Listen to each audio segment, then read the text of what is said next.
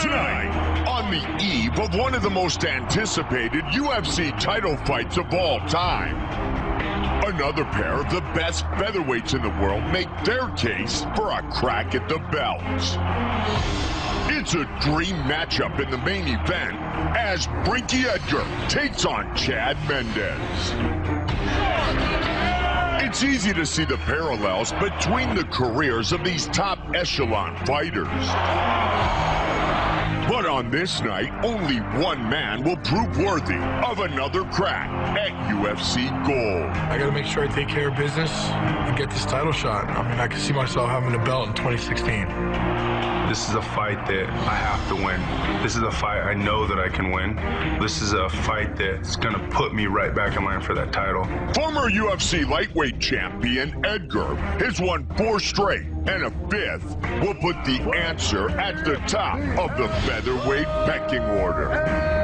That'll be easier said than done against one of the most powerful wrestlers and strikers in the UFC today, Chad Money Mendes. Plus, a new Ultimate Fighter winner will be crowned when Team McGregor's Artem Lobov takes on Team Faber's Ryan Hall. Will it be the hard-hitting Lobov with his hand raised, or is Hall's submission game going to be too much for Conor McGregor's closest teammate? And 2 elite lightweights throw down. Ultimate Fighter winner Tony Ferguson has put his name into the title conversation with 6 straight wins. He'll have his hands full with the slick kickboxing of Edson Barboza. The Ultimate Fighter finale on FS1 starts right now.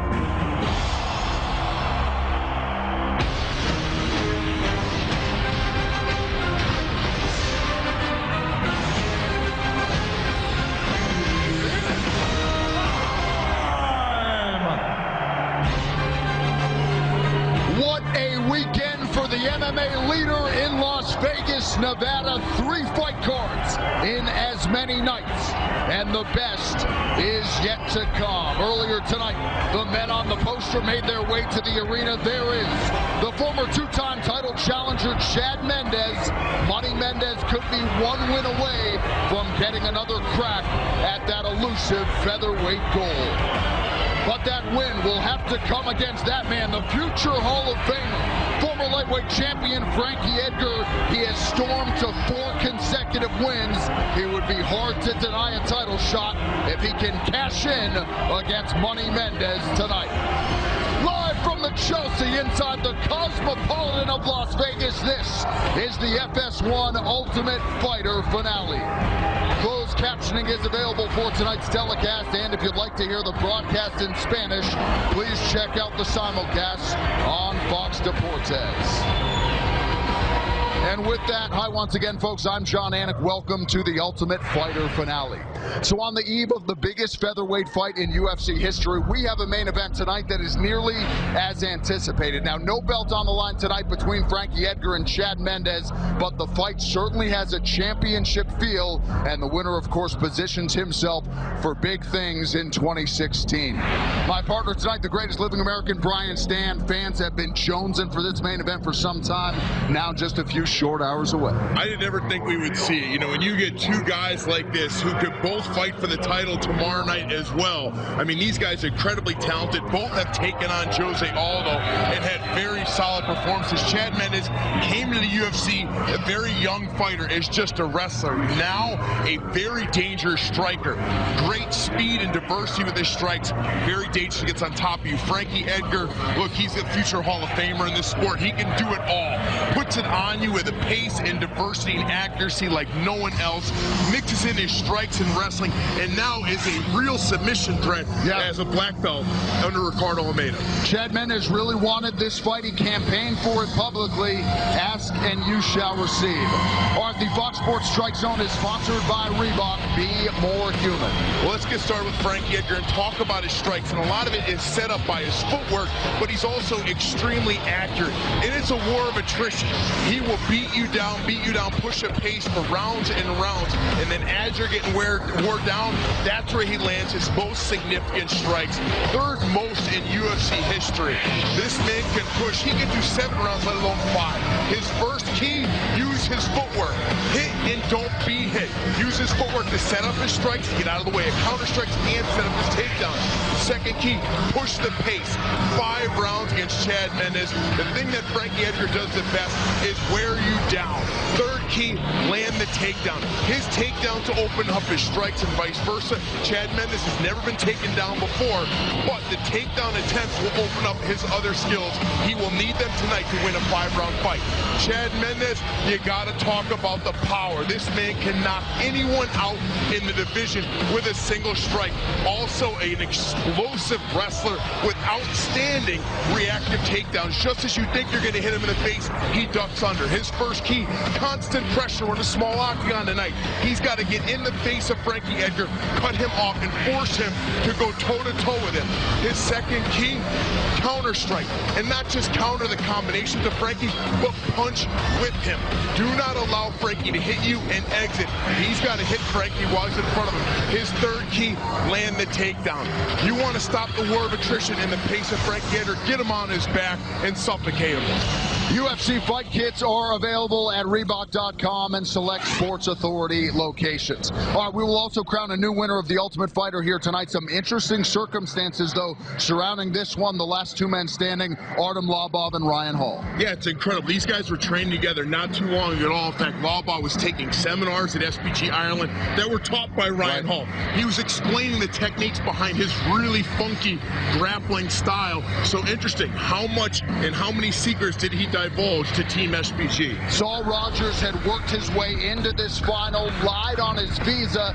That gave the opening to Ryan Hall. He is intent on taking advantage tonight. And Artem Lobov has massive power. Every fight is the same for him in terms of game plan. Come in and where is your chin? Longtime training partner of Conor McGregor. Ryan Hall, a very different fighter, very funky.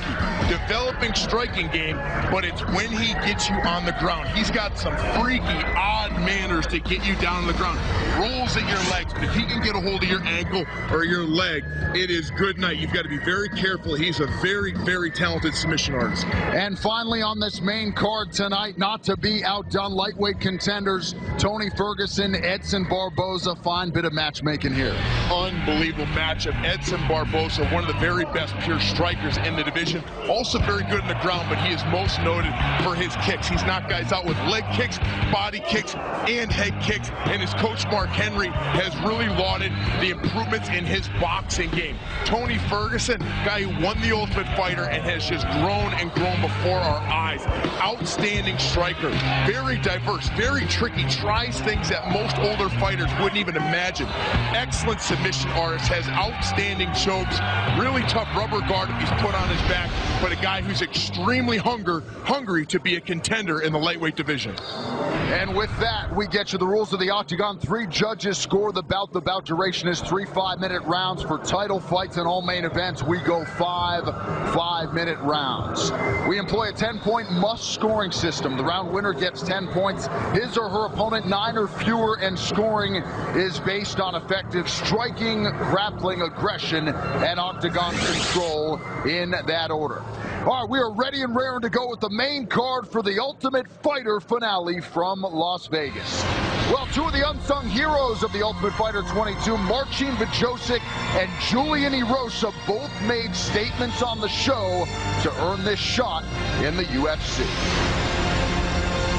Julian Erosa began training in MMA 8 years ago, and he has been pushing hard ever since. First through the local circuit, and then through the Ultimate Fighter. A semi-finalist who defeated Jason Soares, Mehdi Baghdad, and Abner Yoveris, Erosa makes his UFC debut tonight against castmate Marcin Bajosik. Known throughout the European fight scene as the Polish Zombie, Bajosik is a tireless competitor who has proven to be one of the top prospects in the fight game today. A pro since 2011, Bajocic won 4 straight leading up to the Ultimate Fight, where the Team McGregor standout notched 3 more victories en route to the show's semifinals. Coming up next, we kick off the main card as Marcin Polish Zombie Bajocic battles Julian Juicy J. Erosa.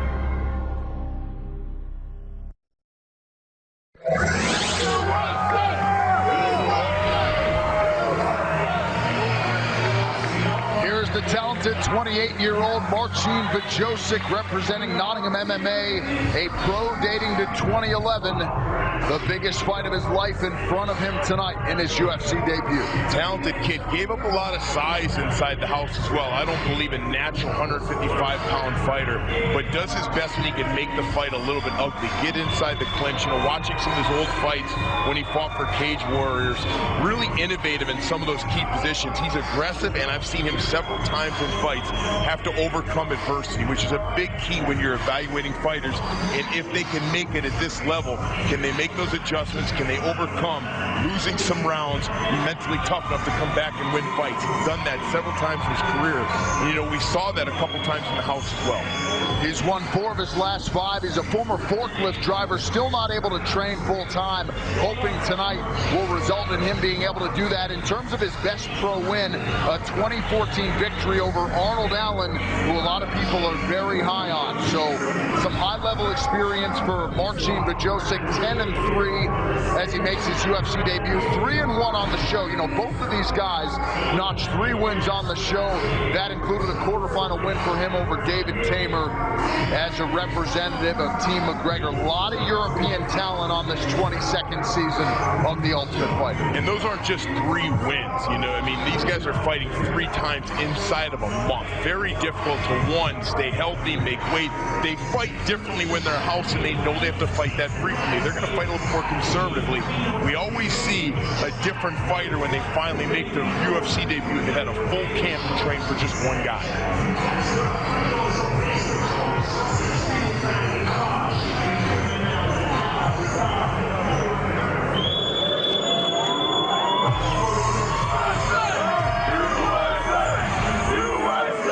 Juicy J. Julian Erosa, 14-3, and also comes into this UFC debut having won 4 of his last 5. A really diversified striker, loves to use a lot of movement, very long as well, which is going to be key for him in this particular fight. Can he use that movement to his advantage in this smaller octagon? You know, talk to his coach, and his coach really wants him to sit down a little bit more on his strikes and get have more power.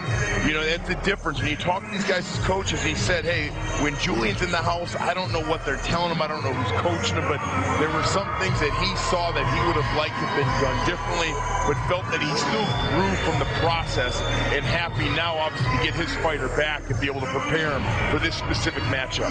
Erosa, born in Seattle, Washington, spent 8 years working towards this very goal, and when he was a college student had a lot of family support, financial and otherwise, in order to pursue this dream, and that support certainly buoyed the 26-year-old who steps on to the big stage here in just a moment. And his opponent, Bajocic, really likes the clinch when you look back at his tape and watch his fight. Talking to Erosa's coach, they feel that Julian really succeeds it. They want Bajocic to clinch him. They think that Erosa has got excellent elbows and knees in those positions, so we'll see how that plays out.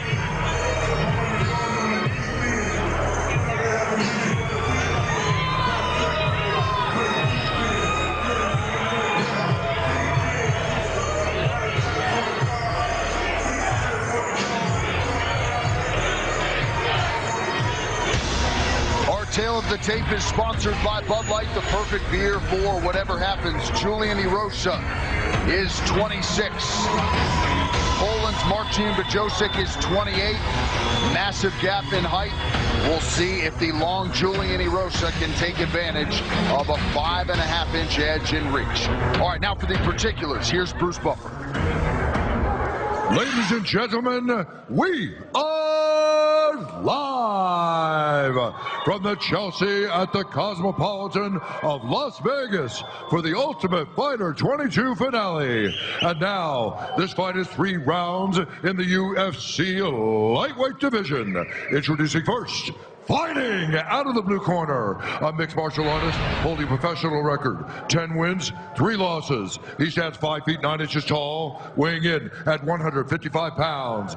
Fighting out of Newark, Nottingham, England, Machine, the Polish Zombie, Drosan. And now introducing his opponent, fighting out of the red corner, a striker holding a professional record, 14 wins, 3 losses. He stands 6 feet 1 inch tall, weighing in at 155 pounds. Fighting out of Yakima, Washington, Julian Juicy J. Erosa. And when the action begins, our referee in charge, Jason Herzog. So Jason Herzog draws the assignment here. The beautiful Vanessa Hansen getting us going for round 1 of a possible 3 between 2 UFC newcomers coming off this 22nd season of The Ultimate Fighter that wraps tonight. Juicy J. Erosa in the blue trunks and Marcin Bajosik in the gray. Talking to the coaches of Erosa, they really want him to sit down a little bit more on his punches, so he could have more power. He showcased all of his footwork and movement and diverse striking on the show, but his coach said, hey, he can hit harder if he'll just sit down a little bit more. Oh, big right hand landed there by Bajosik, His second one of the fight. And this is what Bajosik likes to do, likes to get inside, make it a little bit ugly. He's on a 4-fight win streak coming in, and the fights he was successful in the house. This is where he likes to get after it, and he's not a natural 155-pound fighter either, so he's fighting bigger guys, fighting up a weight class. Certainly fighting a much bigger man in Julian Erosa tonight. Watch out for that left hook of Bajosik, but it's been the right hand that has been his weapon of choice here in the early going. Bajosik, he showed some toughness. He fought some tough guys and lands a nice overhand right there, right behind the ear. And lands another one that seemed to wobble Julian Erosa. And this is one of the things that stood out when you watched Erosa on The Ultimate Fighter, was that he was hittable. Sometimes because he moves so much and he's very funky on the feet, he leaves his chin very high. That's exactly what happened when he fought Artem Lobov, and he got caught. Both of these fighters went 3-1 on the show to reach the Ultimate Fighter semifinals. This is an area that Erosa's coach wanted him to focus on. They believe that Julian is very effective in the clinch with his knees and his elbows. But so is Bajosik, but right now you can see the size and just the reach. You know, he's using the leverage of his long arms right now to turn Bajosik and stay in dominant position against the fence. But Bajosik does a nice job there using his underhook and turn himself. And the fight right now is for that head position. Erosa lands a knee to the body. He's also had success down a division at 145 pounds. Certainly, though, has the more prototypical lightweight frame in this matchup. We see that a lot on the show. You know, guys take opportunities to fight up weight classes. Sometimes they go back down. Sometimes they realize they have more energy when they go up instead of cutting so much weight. But I think both of these guys are featherweight when they're talking to their camps. Well, when you have to make weight several times in a short amount of time, it just makes sense to fight up a division, and both of these guys had a lot of success this season. Erosa continues to work hard here in the clinch against the very durable Marcin Bajosik. And Erosa has a sizable reach advantage, especially if you calculate the leg reach in this fight. Surprised to see him stay in the clinch as much as he is. Bajosik's under the hips and gets him down, but Erosa used the guillotine attempt to sweep him over. Now he's going to go for the submission. He steps over. Nice job by Bajosik to separate the hands, control the right wrist, and fight for that underhook. Now, Bajosik's got to be careful as he comes up here. Oh, gorgeous Darce attempt here from Erosa. He's got those long arms. He's going to try and tie up the legs of Bajosik here, see if he can tighten this up. Bajosik smartly, he's pushing on the elbow, but he's in a tough spot now. This is tight. This could be it right here. Julian Erosa trying to close out a 9th career submission victory. In the corner of Joseph, talking him through the submission. They want him to push that elbow up. He's doing so, and he's out.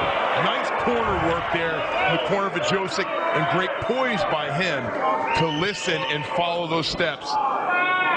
Seen that in several of Joseph's fights. He's a guy that I've seen lose rounds, come back, still win fights. Excellent poise. Just over a minute now to go in round 1.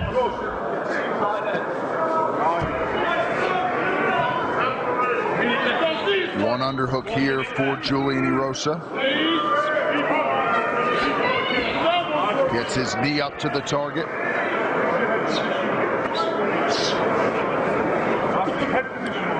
Hey, you know that last fight in the house for Erosa, he got clipped by Lobov, who has extreme power in his hands, so we get to see later on tonight.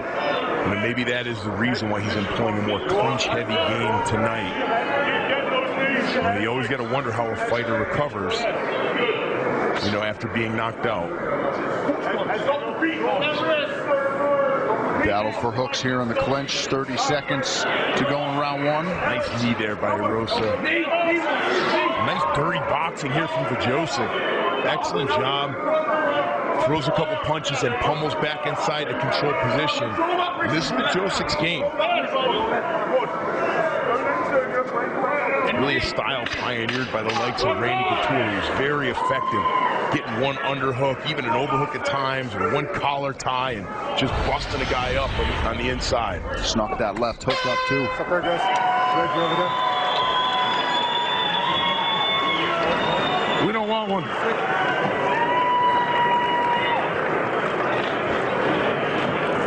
Put the ice in the back of his neck. Okay. Not a bad round. Not a bad round. You let it go a little bit more. Straighten him up. You're throwing a lot of loopy stuff, okay? Beat him to the punch. You got the reach. You've got speed. Okay?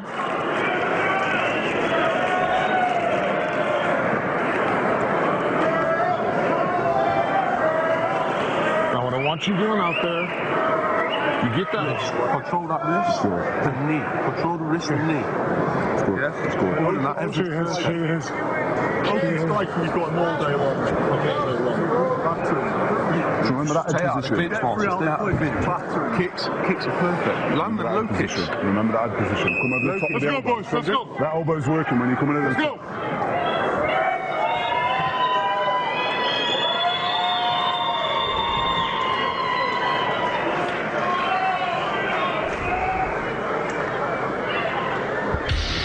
Tomorrow, UFC legend Uriah Faber takes one more shot at a title run as he squares off with Frankie Saenz in the UFC 194 prelims.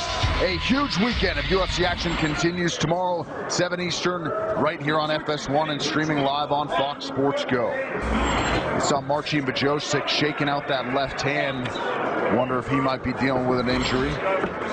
He just ripped that left hook. Never know. Throwing it there without issue, yeah. And sometimes it could just be the thumb, and that doesn't bother fighters as much when they're punching with certain punches. Nice takedown there by Bajosik. Heavy right hand there as he postured up. Good up kick by Erosa, but doesn't get back to his feet. Joseph closing as a slight underdog tonight. You heard the corner of Erosa, his coach Richard Guerin and Yakima MMA tell him, look, you've got the speed, you've got the reach, straighten up your punches and let's strike them a little bit more. He doesn't want him clinching so much. We'll see if Erosa separates here to get the middle of the octagon. Busy, Julian, busy. So far, though, good disciplined approach by Bajosik to execute his game plan. You know, really difficult if he wants to open up and strike when he's given up so much reach. He's been very effective in the clinch in many of his fights. Doing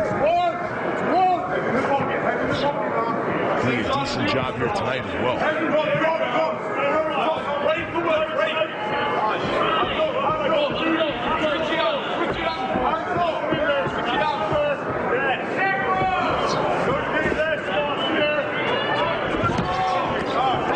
Left hook there by Bajosik. Oh, that one hurt him.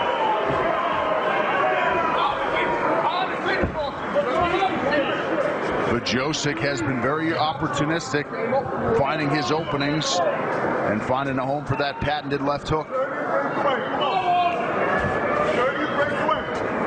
And rather easily he's able to reverse Erosa there. He is. He's really solid. I mean, he's a tough kid. A lot of heart. Like I said, several of his fights before he got to the house, you see this kind of game plan. He wears you down, beats you up, finds ways to win fights. But impressed with his striking, giving up a lot of reach here, but showing some improvements that we're accustomed to seeing. Guys leave that house, get an opportunity to train with some higher level guys. This opens their eyes up a little bit. And Bajosic striking well, along with being effective here in the clinch. Best win for Marcin Bajosic in 2014 over Arnold Allen. Doubling up on Julian Erosa in terms of the clinch strikes landed as we cross the midpoint of the fight. That was a really solid performance from Bajosic. In Cage Warriors, he was taken down sometimes. That fight fought back to his feet. Like I said, he found a way to win that fight. That was against a very good prospect from Arnold Allen that we'll potentially see in the UFC. Who we have seen in the UFC. Just over 2 minutes now to go in round 2. Touche. Erosa going southpaw here, just missed on the left hand.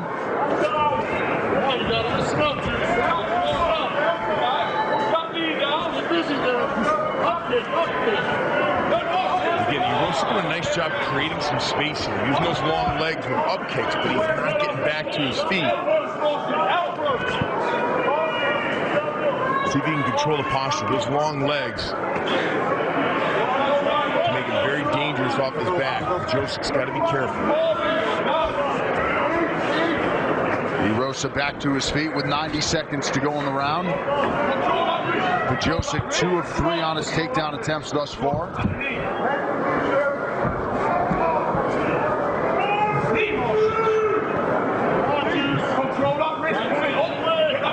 Erosa trying to get under those hips. Nice job by Bajosic to pummel with that right arm, get his underhook back.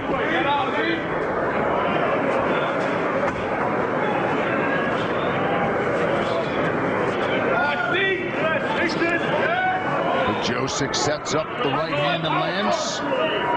Counter left there by Julian Erosa.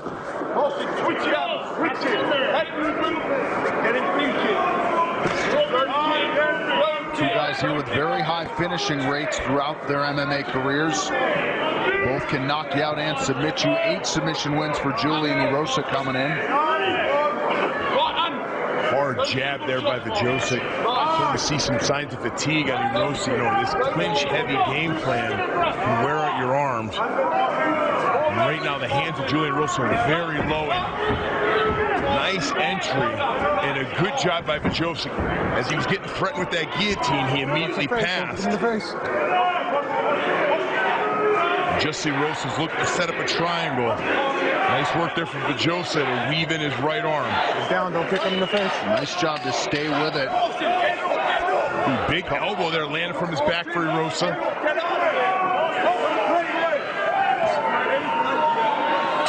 Up there? Right here.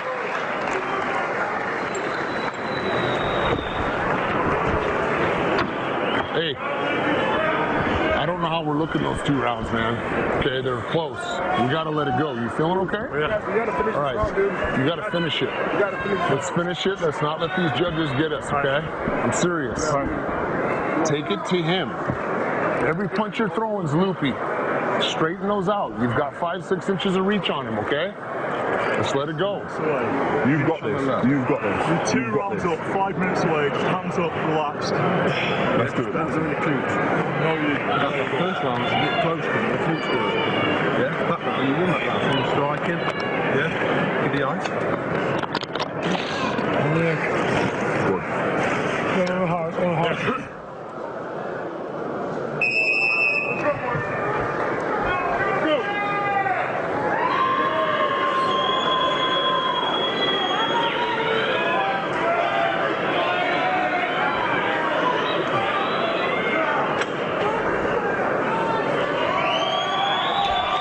Marcin Vyjosic trying to get the crowd going here. Third and final round between these two UFC newcomers.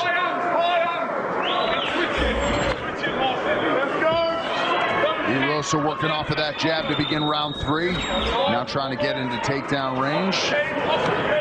Nice punches here, landed by Erosa. He's opening up, a little more aggressive, listening to his corners. So look, you've got to let these hands fly and open up more. But they want his punches to be more straight. Just a sec. Yeah, right here. Just right here. I know it was an accident. Shot below the belt. It was an accident. Just be careful of the kicks, please. Yeah. Of course, okay? let's take another look at it. Need a sec? You move around. Yeah? And, oh, yeah. Good? You guys ready? Little cup shift. Take much. Doesn't take much. Looked like a little clash of the heads there in that exchange. A nice overhand right there landed by Joseph, and he eats a big flying knee. Well, he draws high marks for his durability. Getting tested here. Vyjosic starting to get a little wild with his hands. And that knee landed flush. He shook it off. Impressive.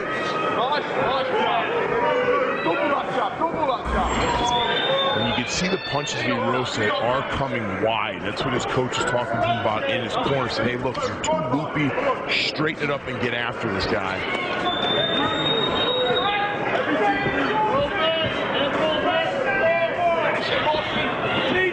Not much behind that shot from Vyjosic, who has landed 3 of 5 takedowns. Nicely done by Erosa, but he falls right into a guillotine. Doesn't look too tight. Nope. Vyjosic's already let go of one hand. Should be able to shake this off momentarily. We'll see. He's got to be careful. We'll see if Vyjosic can make any adjustments. Let's go. He's most likely too tired to try and finish that submission right now anyway.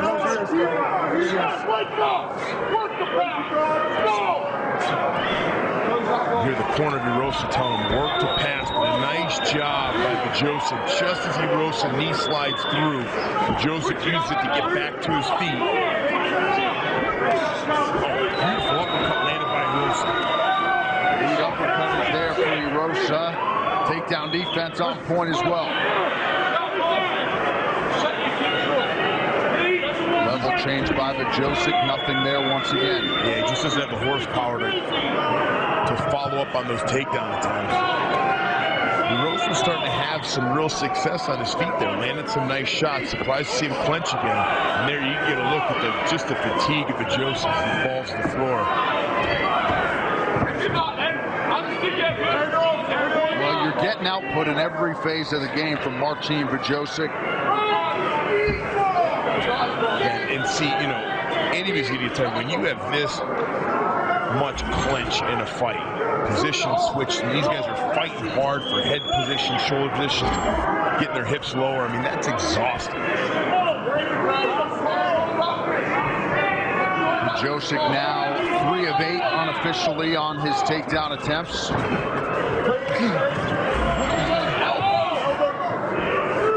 The clinch strikes have certainly been a big story in this one. Vyjosic outlanding Erosa 65-43 with just over 2 minutes to play. Yeah, he's been very busy in those positions. Nice job landing some significant shots in stand-up as well. But there again, good entry, hips too high to finish.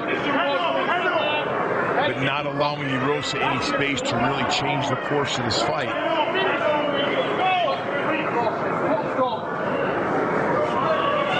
Nice pummel there by Erosa to switch positions. And a knee right to the bottom. Yeah, he gets that knee up quickly.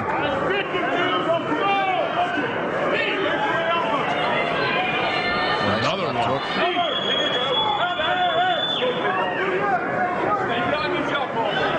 Oh, again. Lands flush to the left side of Vyjosic's face. See if Erosa looks to separate from the clinch and see if Vyjosic's rocked. And 2 gorgeous flying knees. Timed them very well.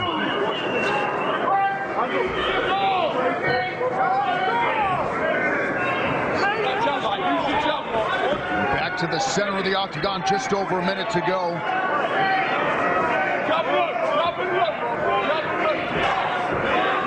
Both men trying to secure a more long-term future in the UFC. Takedown for Erosa. Nice timing to a minute left. Immediately passes the half guard. Nice job by Julian Erosa. 2 takedowns in this third and final round. See if he can mount here.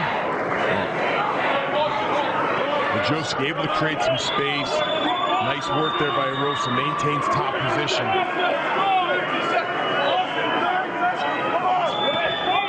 You know, the corner of Joseph told him after round 2, you're up 2 rounds to none. He turns into another Darce attempt here. Able to pass, though, and that should relieve the pressure as he escapes, and he ends up on top. Oh, but Erosa reversal, nicely done. And Joseph is out and back to his feet. Now working to take Erosa down. And both guys showing some heart here, trying to put an exclamation point on this round. So Marcin Bajosic and Julian Erosa go the distance. We wrap it up with the official decision after this when we return to Las Vegas. A nice crisp evening in the desert as we continue to broadcast live from the Chelsea at the Cosmopolitan of Las Vegas for the Ultimate Fighter finale on FS1. All right, here's Bruce Buffer. He has the official decision. Ladies and gentlemen, after 3 rounds, we go to the judges' scorecards for a decision. Derek Cleary scores it 29-28. Drocek. Daldy Amato scores it 29-28. Erosa. And Dave Hagen scores it 29-28 for the winner by split decision, Julian Juicy J. Erosa. So the split decision goes to Juicy J. Like you can see the surprise on his face. It was a very close fight. Round 2 extremely close. I think it was round 3 where Julian really dug deep to take that round. Had to shoot some late takedowns. Close fight, both guys. The High Performance Highlight is sponsored by NOS. Drink NOS with Complex 6 for enhanced mental focus and high performance energy. Really a clinch-heavy game. Now here's the first guillotine attempt. He used it to sweep. He would eventually set up a Darce attempt from here. That was pretty tight. Landed 2 of these. The double flying knee. Some of the best strikes landed the entire fight, and Julian really landed some of his most effective punches there in round 3. And here's the last-minute reversal at the end of the round. Both these guys getting after it to finish that round and steal it, but Julian does just enough to get his first UFC victory. So Julian Erosa improves to 15-3. He has won 5 of his last 6. None bigger than that one in his UFC debut tonight. The UFC welterweight champion, Ruthless Robbie Lawler, in the building tonight. He will put his belt on the line January 2nd against the natural-born killer Carlos Condit right here in Las Vegas at UFC 195. Well, Wednesday, Katie Nolan is back with her irreverent, unfiltered take on the world of sports. Don't miss Garbage Time with Katie Nolan Wednesday at midnight Eastern on FS1. All right, coming up next, 13th ranked featherweight Tatsuya Kawajiri in what will be his 45th professional fight welcomes the 16-1 Mississippi native Jason Knight to the big show for the first time. And later in our headliner, another huge spot for 2 of MMA's finest. My focus tonight is to go in there and just take care of business. I just feel like I put more time in, and this is my time. My confidence against Frankie is huge. This is a fight that I know I can win, and I'm excited to get in there and perform. Yeah, I'm going in there to finish Chad. I mean, that's what I train to do against everyone. You know, I feel like my athleticism is going to get in there and overpower him. And I know he's a tough fighter, but I think I'm just a smarter fighter, more intelligent, and more game. You know, I don't think Frankie's ever faced anyone like me, and we're going to get in there and go to war.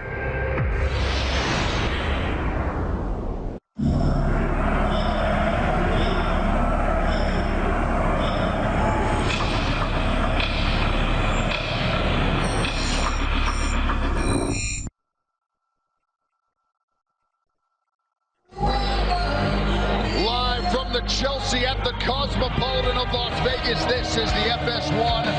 Ultimate Fighter finale.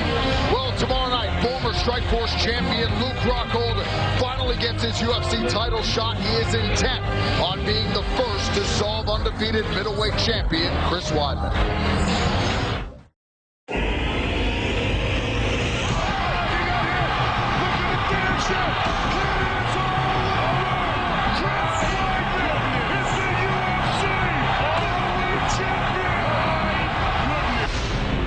I was not coming into the sport to be second best, to make it to the UFC and make a couple dollars. I was in here for one reason and one reason only, to become something great.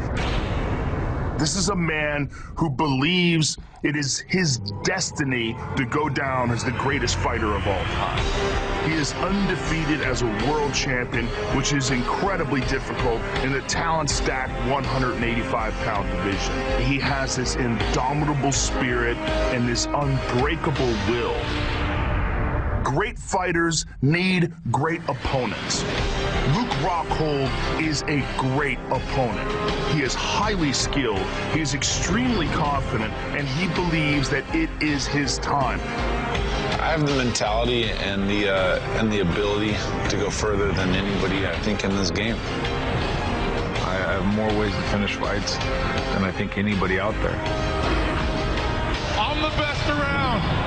I think Weidman is a product of good timing. I think he's fought a bunch of old, deflated Brazilians.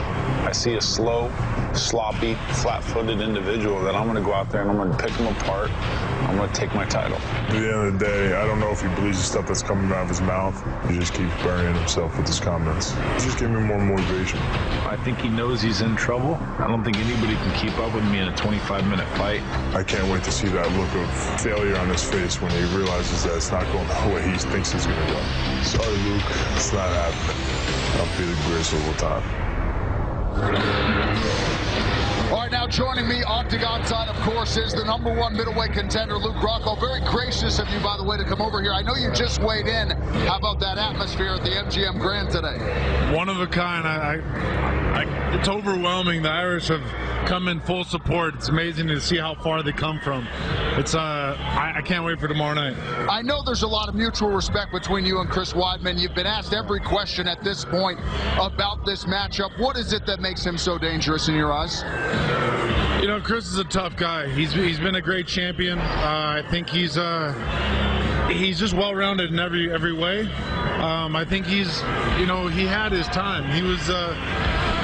But this is the new generation. I'm going to bring it to the next level. I believe I've taken this game to another level, and he's just not ready for what I'm going to bring. I want to beat him on every area. He's going to have to step up to a whole new level if he's going to want to compete with me tomorrow night. Well, you guys stole the show at the weigh-in today. What did you say to him when you got up in his face? You know, I think we've been poking back and forth for a while, and between the friendship, it riles it up. It gets it. I think I got to him a little bit with the jabroni, and I attacked his core group, and he had some words, and kind of thinking he's gonna throw me around a bit. Think twice, buddy. I never get thrown around in the cage. I own that cage, and I'm going to own you tomorrow night. I know you've been in a lot of big fights, Strikeforce championship fights, UFC main events. How does the build-up for this fight compare to what you've experienced in the past? It's definitely on another level. I've been on some big stages, but this is crazy. So this is the world title. Everything's on the line, and this is what it's all about. This is what I entered the sport for. It's crazy to think there's one man that stands in front of me in my destiny, and you just got to let go of that and know I'm the better man, and go out there and have some fun and put it on this guy. I know both of you feel like neither one of you has faced a fighter similar to the guy they'll be sharing the octagon with tomorrow night. Have you faced anybody that has a similar skill set to what Chris Weidman brings to the table? I fought a good striker with good grappling in Jacare, and a tough guy that will hang in there to the end. And he's been the toughest guy to date. Tim Kennedy, another very tough guy. His toughest fight to date, Lyoto Machida. Lyoto was one of my easiest fights. I'm not gonna lie. People they discredit my Strikeforce wins, and I've been the best guy for a while now. It's time to go prove that tomorrow night. All right, I know you want to go eat dinner. I'll get you out of here on this. Jose Aldo, Conor McGregor. Who's the pick to click? You can pass if you need to. It's tough. I've been going back and forth, but man, Conor's confidence is all time, and I'm leaning towards him in this fight. The stylistic matchup favors him very well, and I'm going to lean towards him. All right, the co-headliner tomorrow night, Luke Rockhold, taking on Chris Weidman for the UFC Middleweight Championship. I'm sure you're hungry. Go get a bite to eat. Dinner's on us tonight, okay? Steak night. Let's get it. Luke Rockhold, the number one contender, joining us Octagon side here inside the Cosmopolitan of Las Vegas. It all goes down tomorrow night at 194. 2 title fights, Brian Stann, Rockhold and Weidman. Not too shabby. Look at the names on this list. In my opinion, the most dangerous the middleweight division has ever been. You're going to see the top 4 all fight tomorrow night. Jacare Souza taking on Yoel Romero. 2 complete freak shows who are devastating everywhere are going to fight to see who gets the next shot at the winner, Chris Weidman, Luke Rockhold. The middleweight division is being showcased. I cannot wait. What a scene it was today at the UFC 194 weigh-in. It all goes down tomorrow night across the strip here in Vegas. But now opportunity knocks for Mississippi prospect Jason Knight. He makes his UFC debut on short notice against Japanese contender Tatsuya Kawajiri. A protege of UFC veteran Alan Belcher, Jason the Kid Knight brings the same exciting style to his fights, something fans will quickly realize in his Octagon debut against Japanese star Tatsuya Kawajiri. Unbeaten in his last 7 fights dating to 2013, Knight has finished 6 of those 7 victories by knockout or submission. And he will be looking to lower the boom on the Crusher as well. But no one has an easy night when facing Kawajiri, a perennial contender whose recent win over Dennis Siver had him showing the form that will keep him on the fast track to a world title shot. Coming up next, Jason the Kid Knight battles Tatsuya the Crusher Kawajiri.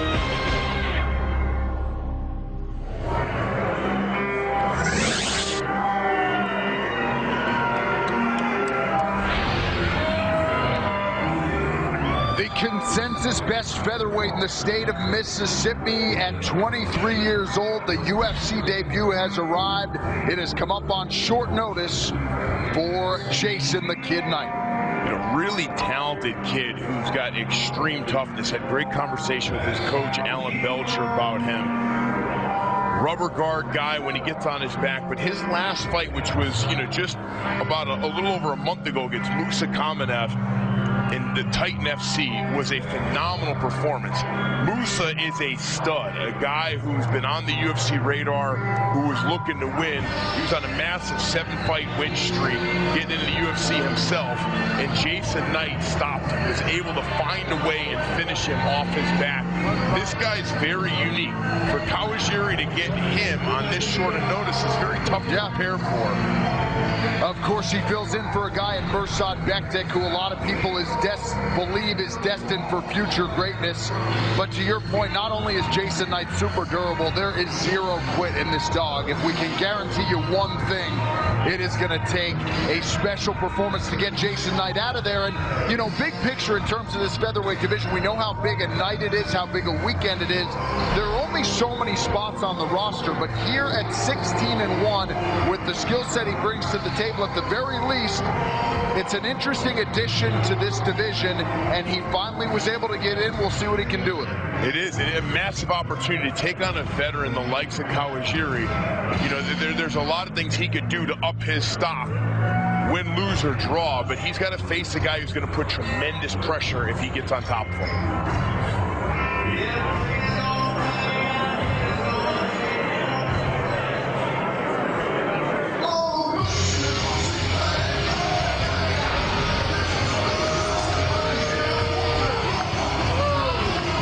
Making the walk for his 45th professional fight. Sounds like a lot, Tatsuya Kawajiri. And he's fought the best of the best in these lower weight classes.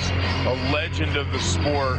They call him the Crusher, and it's for a reason. He gets guys down and he's on top of you. Guys almost want to tap out just to his shoulder pressure. Very, very strong.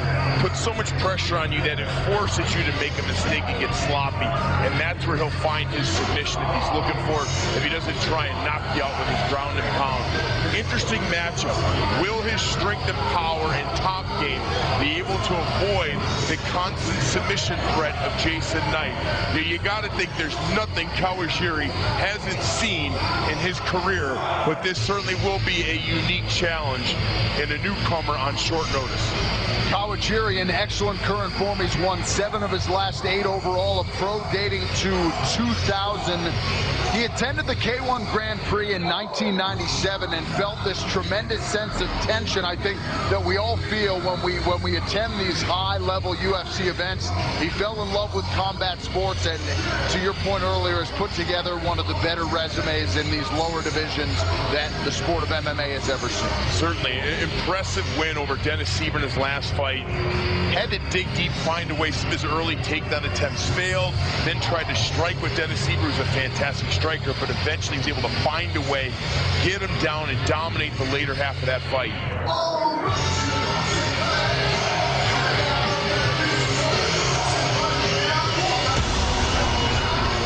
Our tale of the tape is sponsored by Bud Light, the perfect beer for whatever happens. Tatsuya Kawajiri, 45th pro fight for the 37-year-old, taking on the newcomer, 23-year-old Jason Knight. Knight much taller than Kawajiri, less pronounced in the reach department, where Knight has a 2-inch advantage. We now go inside the octagon where we find Bruce Buffer. Ladies and gentlemen, this fight is 3 rounds in the UFC featherweight division. Introducing first, fighting out of the blue corner, a freestyle fighter holding a professional record, 16 wins, 1 loss. He stands 6 feet tall, weighing in at 145 pounds. Fighting out of the Iberville, Illinois, Jason the Kid Knight. And now introducing his opponent, fighting out of the red corner, a mixed martial artist holding a professional record, 34 wins, 8 losses, 2 draws. He stands 5 feet 7 inches tall, weighing in at 146 pounds. Fighting out of Ibaraki, Japan, Tatsuya the Crusher Kawajiri. And when the action begins, our referee in charge, John McCarthy.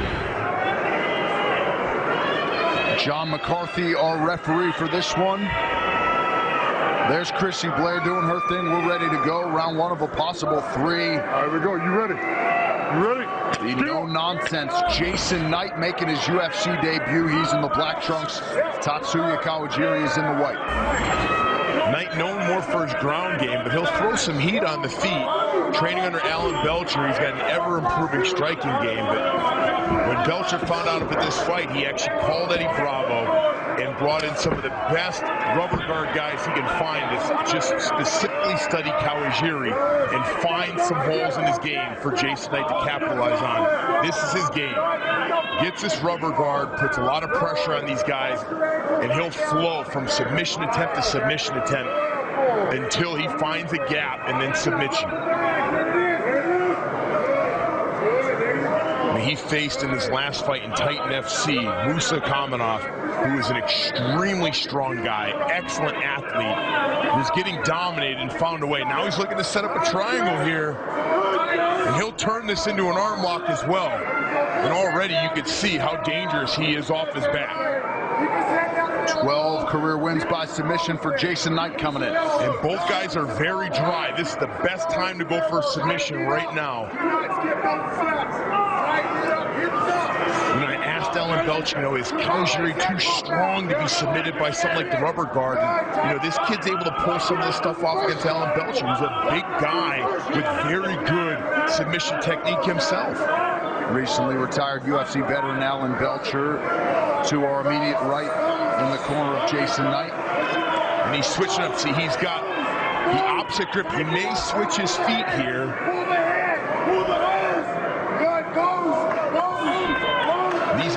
shoulders are significant. Nicely done from Jason Knight. Now, because some guys, their legs will get tired in this position. Jason Knight's so used to it. That'll gas other guys, but this is what he loves to do. Kawajiri trying to pass here. Big experience advantage for Tatsuya Kawajiri, which he will have against most featherweights. And if you let this guy pass even a half guard, his shoulder pressure is incredible. Smart move by Kawajiri to push him up against the fence. Not nearly as much room for him to bring those feet up over the shoulders and get back to rubber guard. Under 3 minutes to go in round one. Nice elbow there. Kawajiri just so strong for this weight class. Kawajiri with some of the best ground and pound in the division. We'll see if he can get it going now. Let's listen into the blue corner. Good, back up to the cage, you're all right. Put your hand in front of his face and push. Good. Tight, hey, let him work there, Jay. You good, lock it down. Lock it down, good. There it is. Good. You're fine, Jay. You're all right, yes. Yes, sir. That's what I'm talking about. You're gonna win. You hear a lot of that cornering advice is really just to make his fighter comfortable in there. And when you got a veteran of this many fights on top, you put tremendous pressure on you. First time under these big lights, 2 weeks notice. You know, round one is a completely different experience from your previous fights. Turn the corner, using the fence nicely. Kawajiri abandons immediately. It's a really nice hammer fist. Well, Jason Knight, an interesting addition to this division, but this a much different challenge than Tatsuya Kawajiri was expecting to face tonight in the oncoming Mirsad Bektic. Certainly is, but over 40 fights. I mean, this guy's seen everything. I'm sure he's faced the rubber guard before. The biggest thing is, you know, can Knight's rubber guard deal with the strength and the pressure of Kawajiri? And so far, Kawajiri's been able to find an answer and really use the fence effectively to limit the mobility. Now Jason Knight gets that left leg wrapped around. He's working it high again. Put your foot on it, don't hit the toe. Big John all over the action, telling him you can push off, but you can't link your toe in it to grip it like you would a hand.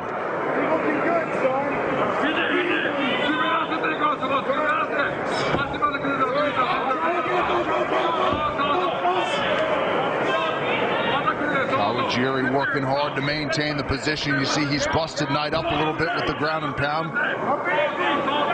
And Knight being really smart. He does not want him to pass, and he does. This is where Kawajiri is really dangerous. Nice work there by Knight to retain his guard. Not that it's any more pleasant to eat Kawajiri's elbows, but once he passes your guard completely, then it's going to be very, very difficult to deal with his top game.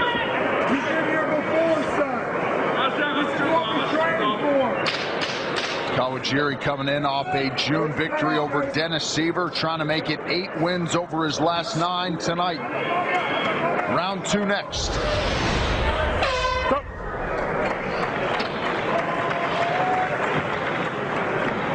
Not really. Need that. Go to the side, son. Under the lung. You good? Breathe. Where's the stool? Good. It's under your eye. Good. Now breathe. Breathe deep for me. Breathe deep. That's beautiful. That's the long-term game that you're going to win. You're going to win this long-term war right here.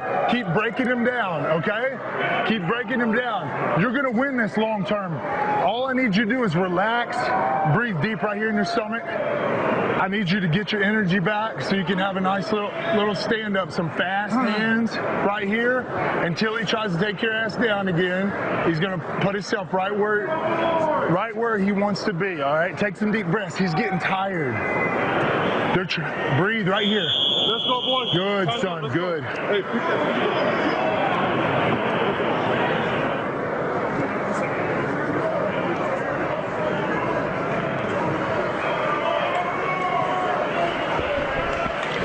The most fearless coolest voice in sports is on FS1, and I'm not talking about Brian Stan. The one and only Colin Cowherd is bold, unique, and outspoken. You can see him on The Herd every weekday at noon Eastern, only on FS1. Second round here, Tatsuya Kawajiri, Jason Knight. What do you think we'll see here in terms of adjustments? Well, Jason Knight's corner wants, very nice there, sprawled and kicked over the leg, but Kawajiri escapes easily. You know, I asked Alan Belcher specifically about this. How comfortable is Jason Knight going to be conceding takedowns and going to his back? Will he ever look to sweep or get up? That's the question, you know, and you can't just rely on your submission game against a guy as savvy as Kawajiri. We'll see if it works out long term. Because Alan Belcher told Knight in his corner, you're going to win this long-term war.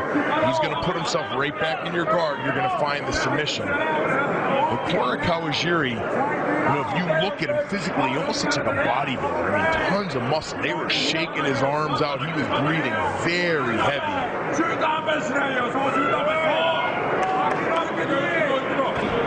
Oh, big elbow mixed in there by Kawajiri. All that big power comes at a cost to your cardio. But he can do this all day. He can sit inside your guard and feed you his elbows all day. And this is his wheelhouse. This is what he likes to do, what he's known for. The crusher continuing to pour it on here.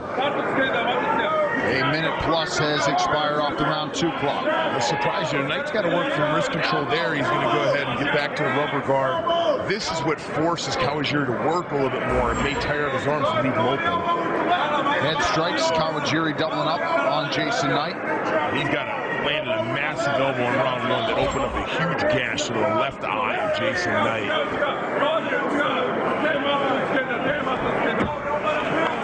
Just a huge strength difference between these two right now.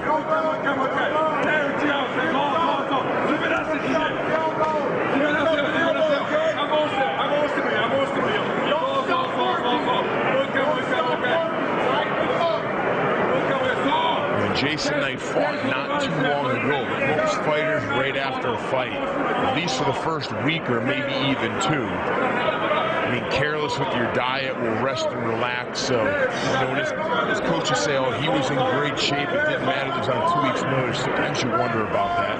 Of course they're going to tell me that. You can see Jason Knight obviously breathing heavy. And, you know, even if you're in great shape and you got Kawajiri on top of that to wear you out.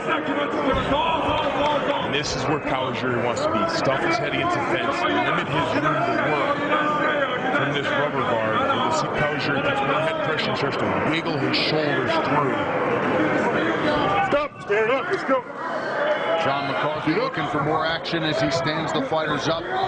Jason Knight, still only 23 years old, but made his pro debut all the way back in 2009. He started training at home for fun when he was 14 years old.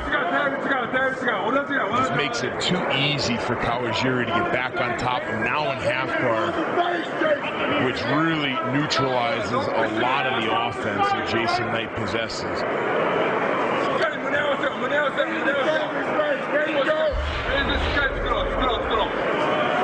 Under 2 minutes now to go in round 2. Jason Knight being forced to fight a lot of this round off of his back.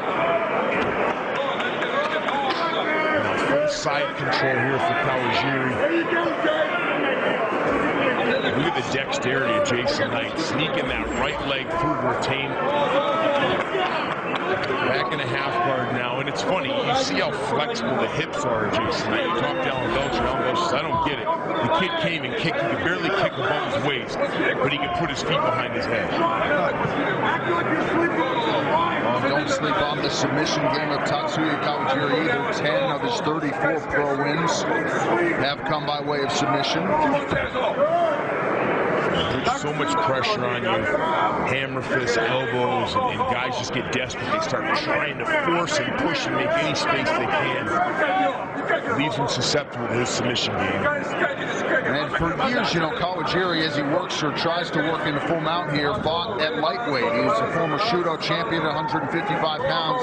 Only 1 loss in 7 fights at 145 pounds, where he obviously has been very consistent and successful. It looks like he's going to try try and set up a head and arm choke here. We'll see if he climbs that left hand up high. Yes, he does. Gets the right elbow high, but very smart. Jason Knight gets back to half guard, sneaks that left leg under. Kawajiri is so strong that he may be able to pull off a head and arm choke from various positions. See if he can get that right leg out. And move to the side of Jason Knight. Round 2, though, winding down here. So Kawajiri goes back to the elbow. Anytime your game is coming and be on your back against Kawajiri and win, you know, it's a big ass. Not often recipe for success.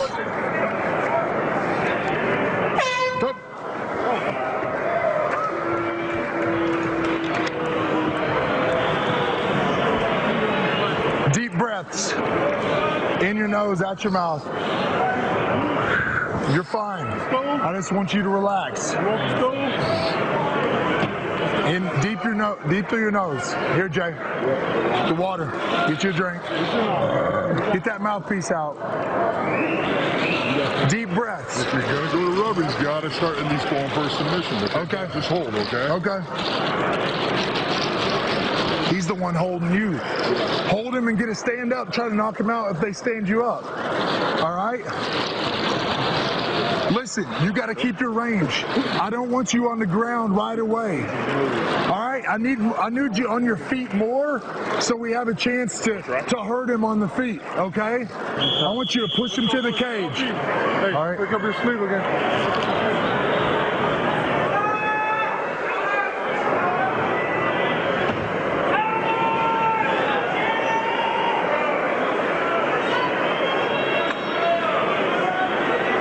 Look at Jason Knight. There's Tatsuya Kawajiri. Third and final round here.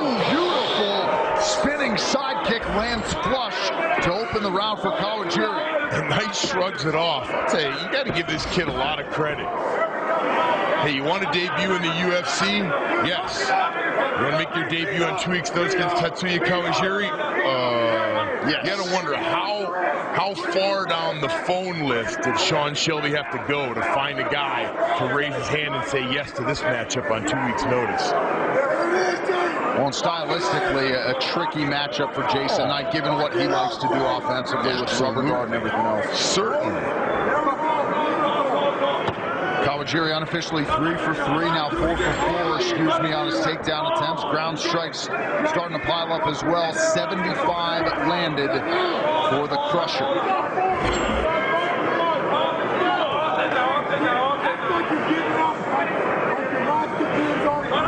And of course, we haven't gotten to see much of the striking game of Jason Knight because most of this fight has been contested right here. And, you know, Alan Belcher's coach hasn't been happy about that. He wants him, hey, look, maintain your range. Don't get taken down so soon. Let's try and hurt him on the feet. He wasn't able to do that, obviously. You know, Kawajiri opened up a little bit. Some spinning attacks, got a little wild, distracted him there before the takedown attempt. Nicely done by Kawajiri. And he's back where he wants to be, looking to mount. Step, stand up, let's go. Another stand-up from John McCarthy. You know what I like, though, is in between rounds, you folks didn't see it at home, John McCarthy went to both corners and explained to the fighters and the coaches what these two need to do if they don't want to get stood up anymore. You know, you always appreciate that as a fighter to know. Another nice takedown here for Kawajiri. Really easy, too. Not much defense by way of Jason Knight.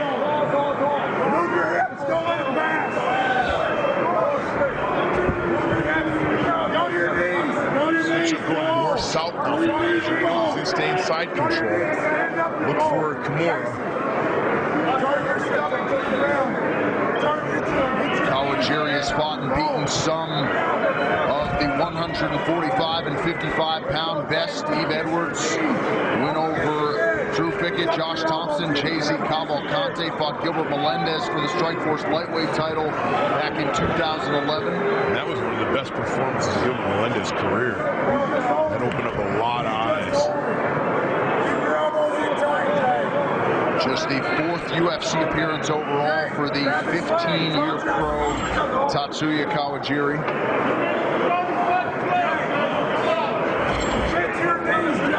Pretty interesting. You talked about the trajectory of Mirsad Bektic, who was supposed to be in this fight against Tatsuya Kawajiri. Just texted me right now telling me I would have finished him, Brian. That's how confident that young man is. And we wish Mirsad Bektic a quick recovery. Just over 2 minutes to go in our final round. An incredible prospect in that division, soon to be contender.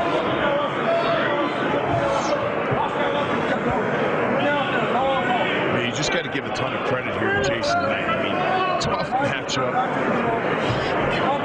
Traps the arm here, trying to make something happen. He landed some really effective elbows from his back in round one. Nice job there by Kawajiri, though. Puts his knee down on his right arm to eliminate that. Kawajiri's trapped right now. We got a human pretzel here, folks. Under 90 seconds to go. Let's go. They're really running. They're out of options. Big John. Nobody's got any arms left. There Kawajiri. Come on, let's work. That looks like my power right there. Stand up. Those are my punches right there. It's about as good as it gets. Here comes the stand-up. E for Kawajiri, trying to find something. You can see he's exhausted. And Knight, just sort of rushing in. Showing his heart, though. This is what he needed to do. He's showing off his heart here. You can see it. If you watch his earlier fights, Jason Knight's an exciting kid to watch. His toughness on full display.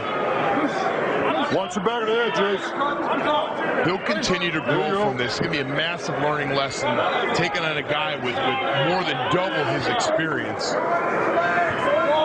Well, Kawajiri looks well on his way to his second straight win as he tries to continue his ascent in the rankings, and it will be interesting to see the way Jason Knight is match made moving forward.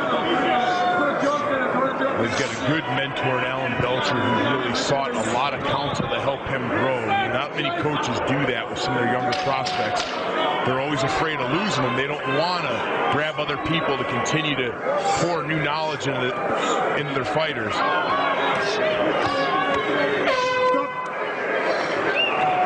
Entertaining fight, goes the distance. Tatsuya Kawajiri and Jason Knight. The high performance highlight is sponsored by NOS. Drink NOS with Complex 6 for enhanced mental focus and high performance energy. Here you see the nice entry here, double leg takedown. Really easy all night for Kawajiri to get those takedowns, and those big elbows were a big piece of his offense. When Jason Knight had the opportunity, he opened up but didn't maintain his range, and here's that spinning back kick that he opened up round 3 with. Boom! All right, we'll be back to wrap it up with the official decision after this. You are watching the Ultimate Fighter finale. This is FS1. What a great time of year to be in Las Vegas. Never a bad time. 24/7, 365 as we welcome you back to the Chelsea at the Cosmopolitan of Las Vegas for the Ultimate Fighter finale. All right, let's get the official decision. It resides with Bruce Buffer. Ladies and gentlemen, after 3 rounds, we go to the judges' scorecards for decision. All 3 judges score the contest 30-27 for the winner by unanimous decision, Tatsuya the Crusher Kawajiri. No surprise there, the Crusher, Tatsuya Kawajiri, your winner by unanimous decision. And look at the fight stats, ground strikes, big staple of his repertoire, landed 98 of them tonight. Yeah, got into a little precarious situation early in the first round when they were both dry, figured it out, and then really just dominated and cruised to victory here tonight. As he should, taking on a much less experienced opponent in Jason Knight, who showed off his toughness. Well, there's the UFC Bantamweight champ, TJ Dillashaw. He'll fight Dominic Cruz January 17th in the hub of the universe, Boston, Massachusetts. All right, here's a look at what's coming up on UFC Fight Pass. Tomorrow night, live and exclusive, the UFC 194 early prelims. This Monday, December 14th, the UFC 193 Rousey versus Holm replay will be up, as will an exclusive interview with the new bantamweight champion. The UFC's digital streaming service is UFCFightPass.com. All right, coming up next, not the fight during which to grab a cold one. Should be an exciting one between lightweight division staples Joe Lauzon and Evan Dunham. Lauzon making the walk for his 37th pro fight against Evan Dunham, who looks to run his winning streak to 3. Dunham and Lauzon under the lights next. Shop Harley for badness sake, just like former heavyweight champion Frank Mir. Give the ultimate gift of Harley-Davidson Riding Academy and learn to ride together. Visit your dealer today and start your two-wheel journey of freedom. Check out h-d.com/riding academy.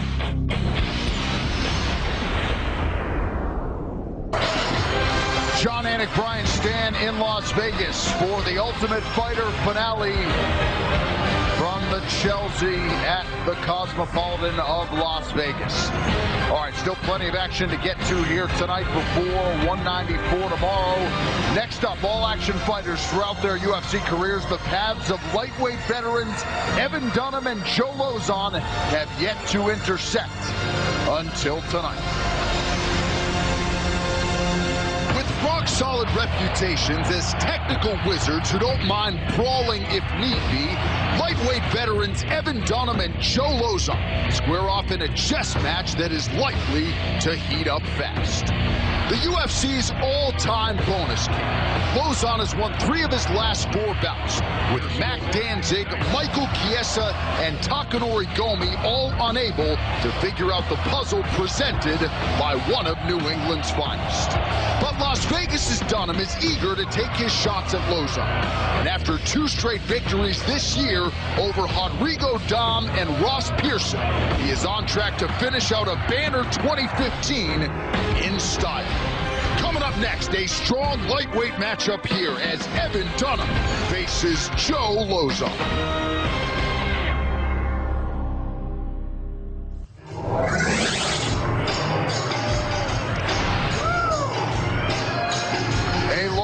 Staple of the Las Vegas fight scene, but now training out of his own gym, Dunham Jiu-Jitsu.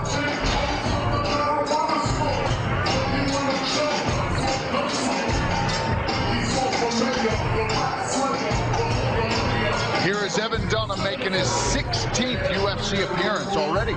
Incredibly durable guy, coming off what I believe was one of his smartest fights, really putting together all of his skills. You know, he's been a guy who, if you want to stand and trade, he'll stand and trade with you, but taking on Ross Pearson's last fight, executed some very well-timed takedowns, struck at his range, but got in there, took him down, controlled him on the ground, used his ground and pound to improve his position.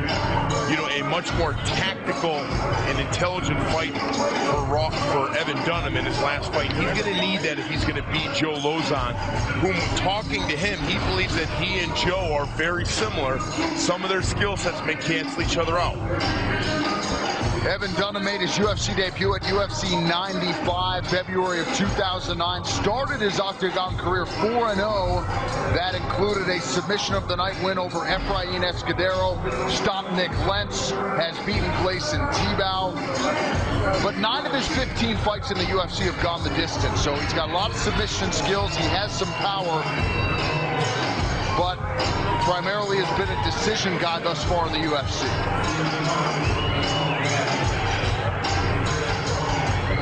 Fought the current UFC lightweight champion Rafael dos Anjos to a decision back in 2013. Also that year fought the #1 contender Donald Cerrone.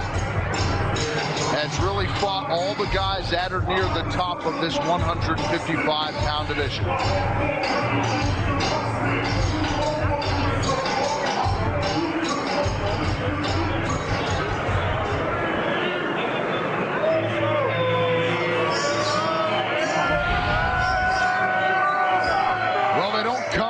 more exciting than this guy representing Brockton, Massachusetts, Joe Lauzon. I mean, this kid is super exciting, loves to get in the pocket and use his crisp boxing to take guys out.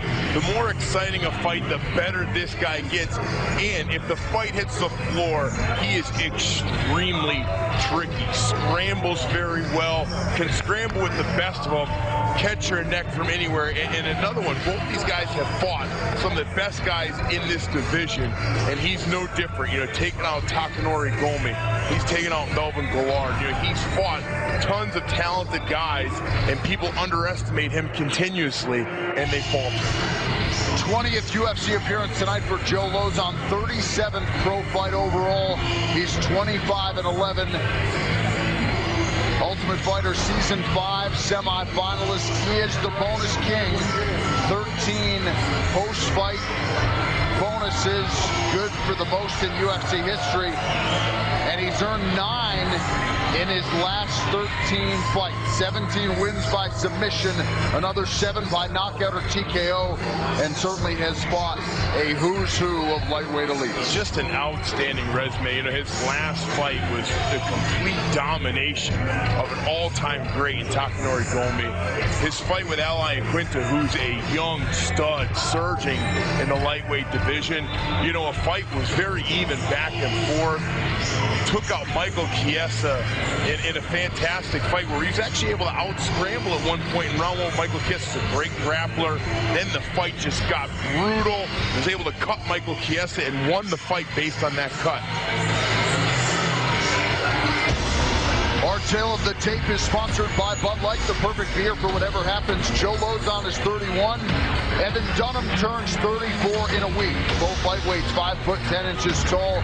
Lauzon weighed in 155 and a hook. Dunham 156. Lauzon has the 1-inch reach advantage. Now for the official introductions, here is Bruce Buffer. Ladies and gentlemen, this fight is 3 rounds in the UFC lightweight division. Introducing first, fighting out of the blue corner, a freestyle fighter holding a professional record, 16 wins, 6 losses. He stands 5 feet 10 inches tall, weighing in at 156 pounds. Fighting out of Las Vegas, Nevada, Evan Dunham. And now introducing his opponent, fighting out of the red corner, a mixed martial artist holding a professional record, 25 wins, 11 losses. He stands 6 feet 2 inches tall, weighing in at 155 pounds. Fighting out of Bridgewater, Massachusetts, Joe Lauzon. And when the action begins, our referee in charge, Herb Dean. There's Chrissy Blair to get us going for round 1 of a possible 3. Evan Dunham, 16th UFC appearance against Joe Lauzon. 37th pro fight for Lauzon. Didn't go the distance until his 24th professional fight. Lauzon in the black trunks. The southpaw Evan Dunham is in the white. Both of these guys told me they don't see many holes in each other's games. Lauzon did say he feels like there's some patterns to the striking of Evan Dunham, and he wants to get in the pocket, believes the pocket is his friend. Dunham really wants to dictate the pace. A nice combination, a crisp boxing combination there for Evan Dunham, who changed up a little bit of his training and worked on his boxing at Roy Jones Jr.'s gym. If there's been anything that I could pick out on tape that's the biggest hole in the game of Evan Dunham is his hand speed. You know, it's tough in this division. You have some really fast competitors. Right now, seeing some good, crisp boxing and footwork from Evan Dunham to start this fight.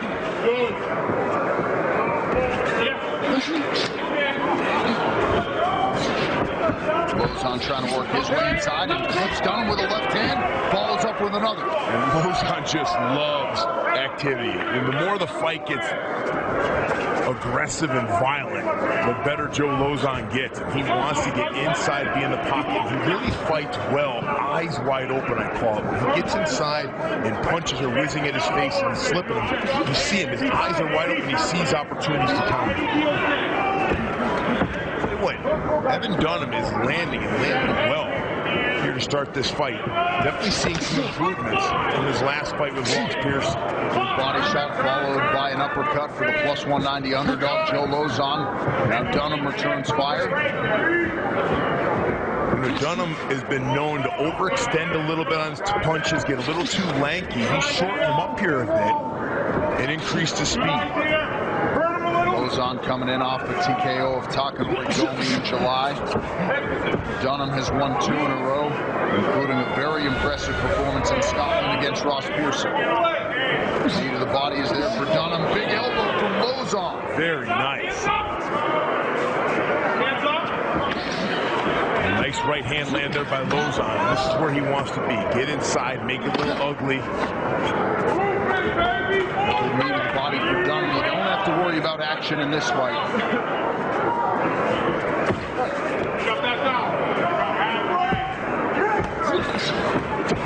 Lauzon told me he had plenty of lefties to work with in his training camp.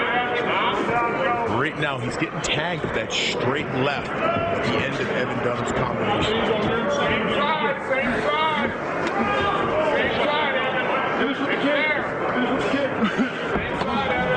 Nice left hand there by Lauzon.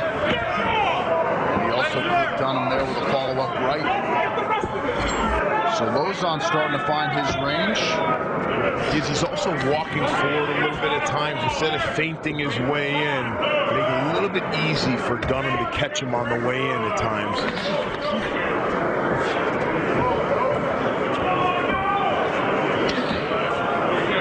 Nice front kick there by Dunham, who's doing a nice job fighting at his range, and that was his big key. He said, you know, not a lot of holes in Joe's game, but I got to dictate the pace.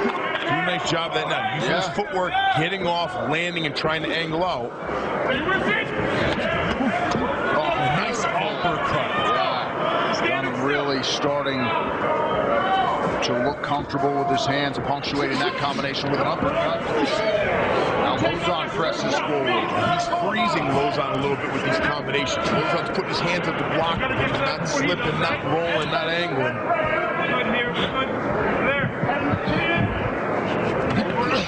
23 submission wins between these two fighters, but we've got a stand-up affair as many expected in the early going. Both guys land in that exchange. This combination tried to wrap that foot over the left shoulder. Joe Lauzon looked like it just brushed off the back of the neck. Nice leg kick to end the combination, and again follows up right hook, straight left. Better striking tonight from Evan Dunham, who looks very well prepared for this matchup. Dunham is sharp early, outstriking Lauzon 31-15 as he tries to put a capper on a perfect 2015. This is surprising. I don't think a lot of people expected this here in round 1. Historically, Lauzon has been the sharper striker of the two. You know, people forget though, I mean, Dunham had an extremely close fight with the champ, Rafael dos Anjos, in Brazil. And there were people that actually thought that Evan Dunham won that decision. Now, it was a different version of Rafael dos Anjos than we're seeing now in his championship form. That fight 2.5 years ago, May of 2013 in Jaraguá do Sul. Nice right hand there by Lauzon. All right, round 2 next. Stay with us.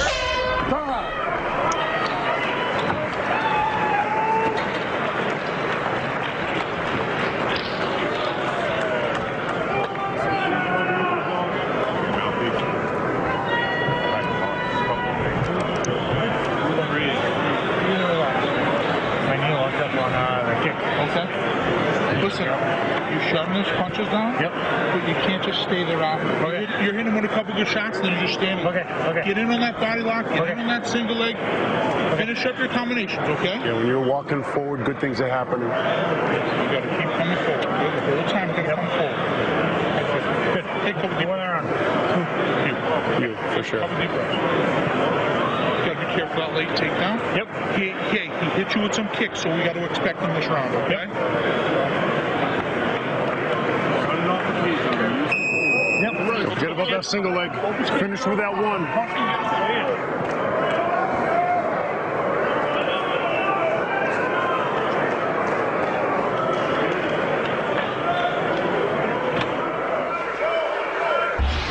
basketball in full swing. Tennessee and 18th ranked Butler coming up Saturday, then Sunday. Two historic rivals collide.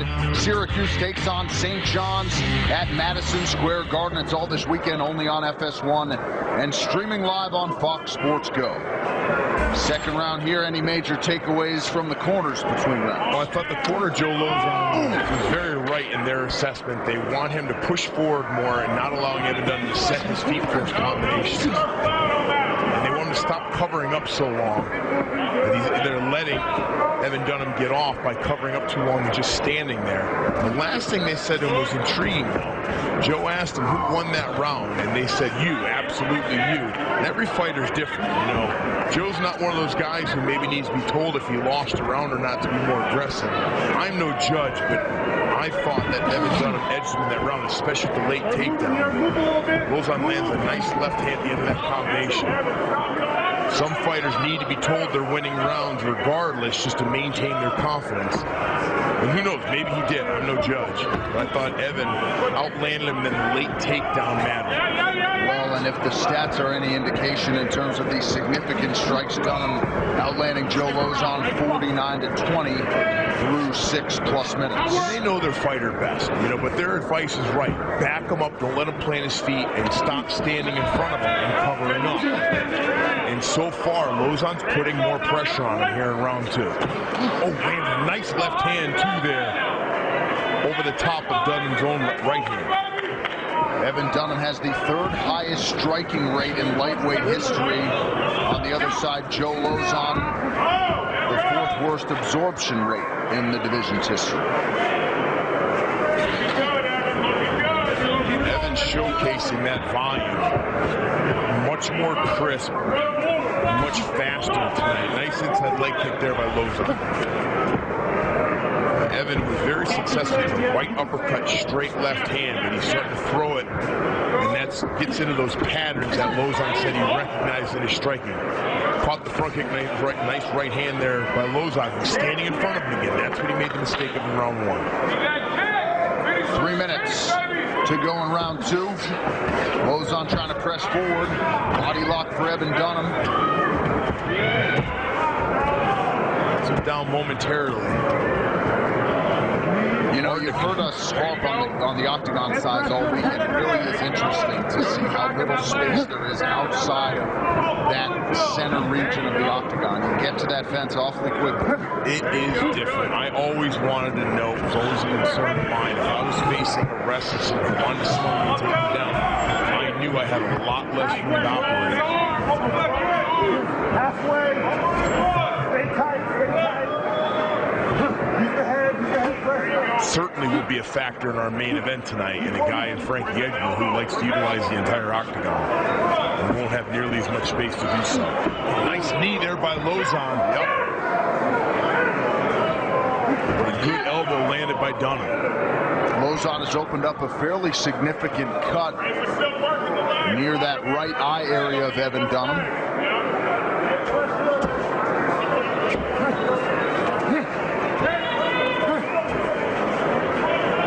Back to the center of the octagon now.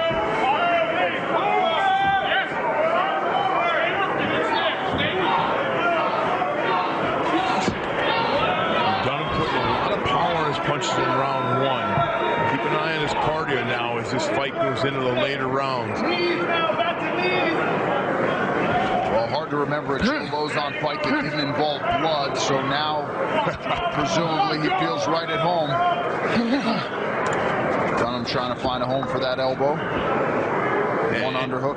And Dunham really changed up his style. I mean, round 1, it was crisp striking, maintaining his range, fighting him at distance, and dictating the pace. Here in round 2, now it's more clinch-heavy game plan like we saw against Ross Pearson. So hard for his opponent, Joe Lozon, to make adjustments.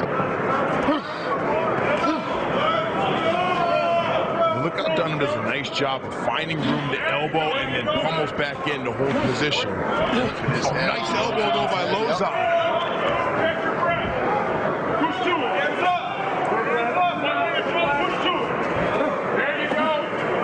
Dunham just dispersed more often than not. And, you know, we're not seeing the same kind of head movement, fakes and feints we're used to seeing with Lozon.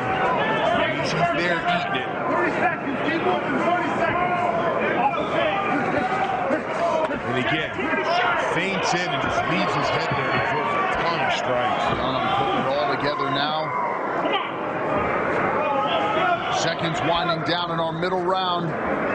Lauzon would appear to have some work to do. Nice left hand landed by Dunham. They're just staying super busy here. And again, first. And every time Lauzon tries to close distance, he's just walking forward right now, making himself a target. Normally we see better counters from him.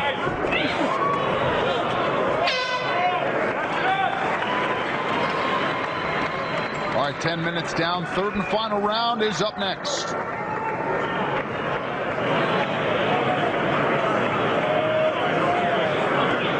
Joey.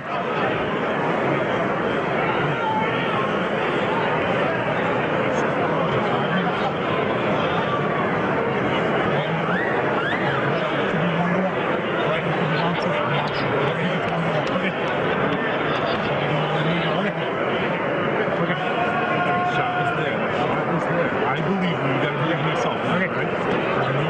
All right, keep moving and finish with a kick, baby. One more time, little step. The only thing you do is just finish with a kick to make it better, all right? I'm going to tell you when to move, all right? Don't get caught up in the brawl, okay? You're winning. Go Kick the body, kick the head, kick the leg, mix it up. But finish with a kick.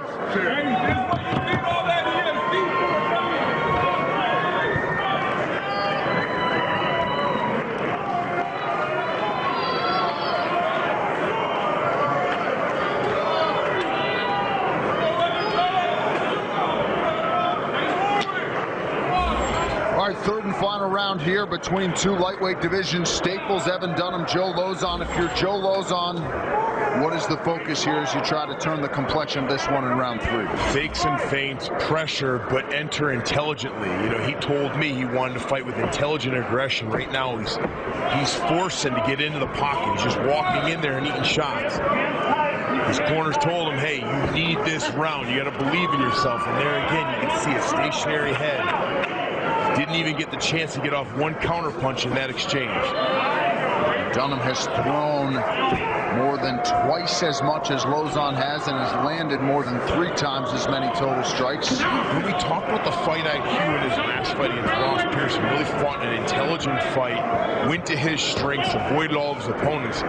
Doing a nice job of that again. You know, we're seeing a much smarter Evan Dunham fight, you know, the blue-collar workhorse who just gets into wars that we saw previous in his career. And he breaks you with volume more so than power. 9 of Dunham's 15 UFC starts coming in have gone the distance.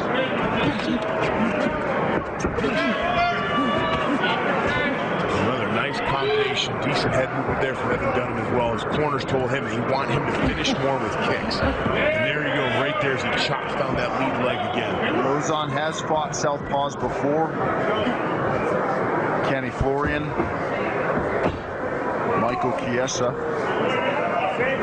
but struggling with the left-handed fighter Evan Dunham tonight.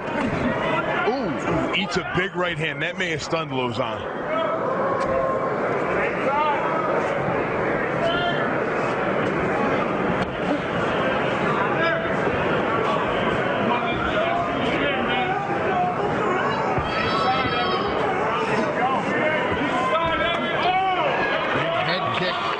Evan Dunham putting it all together tonight.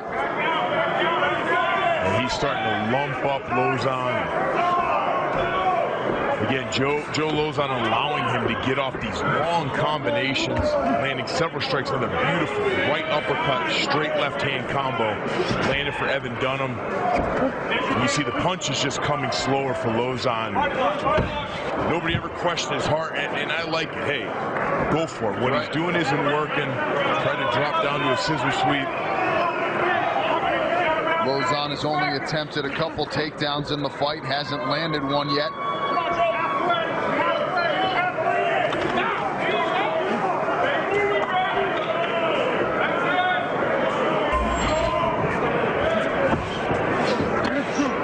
Nice body shot there from Evan Dunham, really mixing it up now. And at least in terms of the hand speed, I know you mentioned it as sort of a weakness on film for Evan Dunham. They look quick tonight. They certainly, this is a big improvement. Go back and watch the film. You'll see a guy who overextends on a lot of his punches and makes it hard to retract and get back to your stance. Shorten him up a bit. His feet are in better place. Hard for guys, when they get to this stage of their career to continue to make big jumps in their technique and improve. Yeah. But you got to give Evan Dunham some credit. His striking looks much better tonight than we've seen before. And again, goes the body kick, steps back, gets his feet in position, rips off 2 more punches. And that uppercut has found a home all night for him with his lead hand. Just over a minute and a half to go. Lauzon rips the inside of the leg, or was it a coin shot? Okay, wait. And fight. The Oregonian is tough. Dunham continues. We'll see if Lauzon can try to flurry and perhaps come up with a finish here. It's been all Evan Dunham tonight. Yeah, and Joe Lauzon just doesn't look on right now, and that could be all credit to the execution of Evan Dunham. But this is not the Joe Lauzon we're accustomed to seeing. Once again, the left hand flush for Evan Dunham.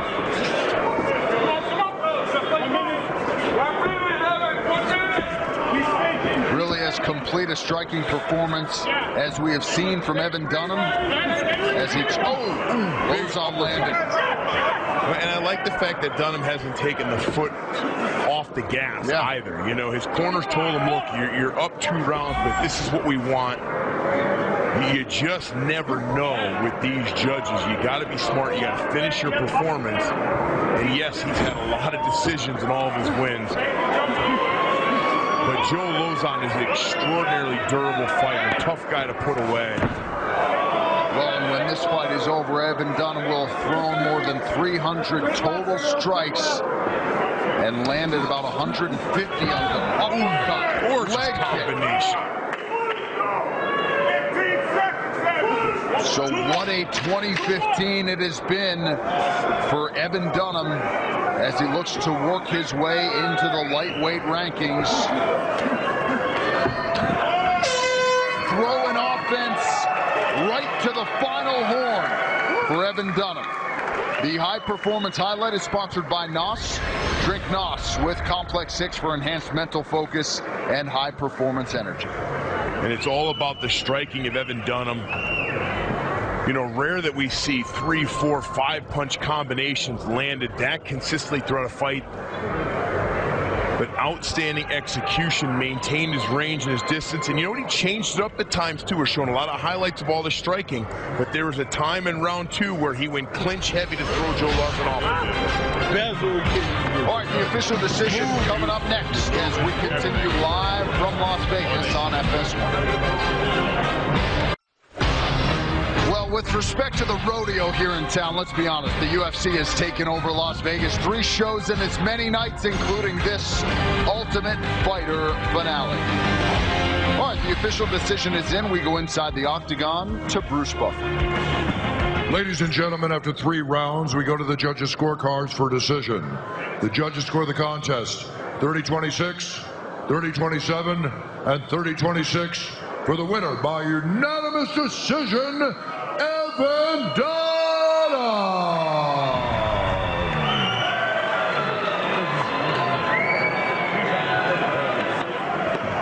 What a year it has been for Evan Dunham. You close it out with your 3rd consecutive win. Dominant striking performance here tonight. Really as good as we've seen you on the feet. I know you made some changes to your camp. Seemed to pay dividends here tonight. Yeah, really paid off for me.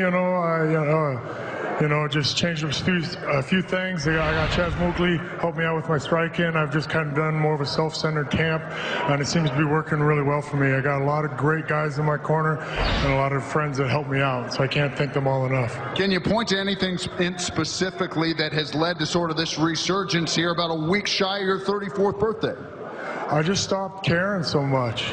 I just didn't stress out about things. I just stopped worrying about stuff, fight, and that's it. Just stop worrying about stuff. Well, it's certainly working. Anyone you'd like to share this octagon with next on the strength of 3 straight wins? I never really call anybody out. I'm a company man. They tell me where to go, and I go. Pleasure to watch you put on a show tonight. We enjoyed it. Thank you very much. Ladies and gentlemen, let's hear it. Shout out to all my kids and adults. Jiu-Jitsu. I love you guys. Well, I'm sure his His new striking coach, Chaz Mulkey, out of Syndicate MMA here in Las Vegas, has got to be extremely proud, and he did some excellent work with that man, Evan Dunham. Through a lot of diversity, very sharp, mixing in a lot of kicks, just a new version of Evan Dunham, which you don't always see when a guy has this many UFC fights. It is interesting, though, he said he stopped caring so much. You know, he was sort of a thinking man's fighter for so long, and it did hold him back. Nothing held Evan Dunham back tonight. Well, one of his former opponents, Donald Cowboy Cerrone, octagon side tonight. 8 days from now, he headlines in the lightweight championship against Rafael Dos Anjos on Big Fox. All right, now time to go backstage. We check in with Ariel Helwani. He has a report on tonight's main event between Frankie Edgar and Chad Mendes. You know, guys, when Frankie Edgar finally decided to move down to 145 pounds 3 years ago, we all said that we had to see him fight 3 particular opponents. The first, Jose Aldo, that was at UFC 156. We saw that one. We also saw him fight Uriah Faber in May. That was the second one. The third one was Chad Mendes, and we are finally getting a chance to see that dream matchup here tonight. It's a fight that we've been talking about for quite some time.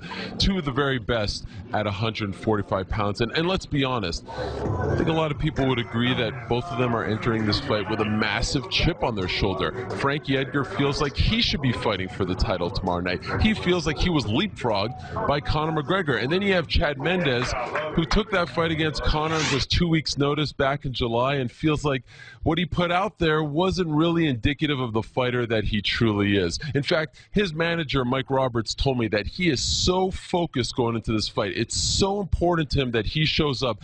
He spent 3 weeks in Lake Tahoe prior to the fight, prior to really his true training camp, to really lock in and seclude himself from the entire world. A perfect appetizer, if you will, for tomorrow night's title fight. In my opinion, the greatest non-title featherweight fight in UFC history. Cannot wait for this one, guys. Well, and I don't know that you can make an argument otherwise in terms of what is at stake between these 2 high-level featherweights. Couldn't agree more. Great insight there. You know, both of these guys, when I spoke to them, have a tremendous chip on their shoulder. They feel like they're owed and they deserve more, and they want to go out there in this octagon tonight and prove it. All right, still a lot to get to before we get to the answer and money. Mendes coming up next, a matchup of 2 of the most dynamic and entertaining lightweights on the roster as Edson Barboza looks to put an end to El Cucuy, Tony Ferguson's 6-fight winning streak. And later, the great Frankie Edgar yet again tries to state his case for a second shot at the featherweight belt.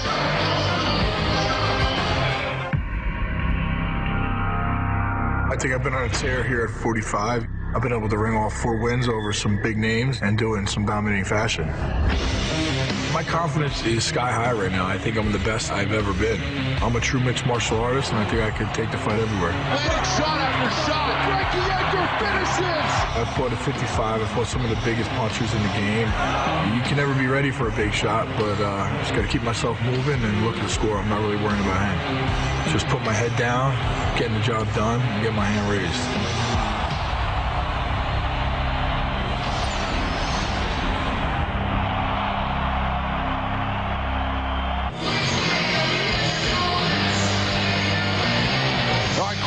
At the top 10 lightweights in advance of our next fight. These rankings available at UFC.com. Edson Barboza entrenched there at number 6, but it's Tony Ferguson, number 7, who comes in with the 6-fight winning streak. Brian Stan, as only you can do, break down the matchup for us. Sure, let's take a look at, everybody talks about the kicks of Edson Barboza. Let's break them down a little further.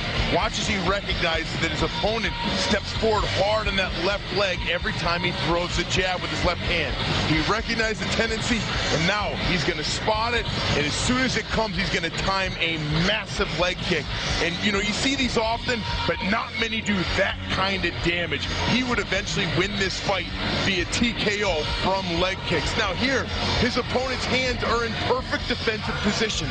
Watch the speed of this spinning heel kick. Boom!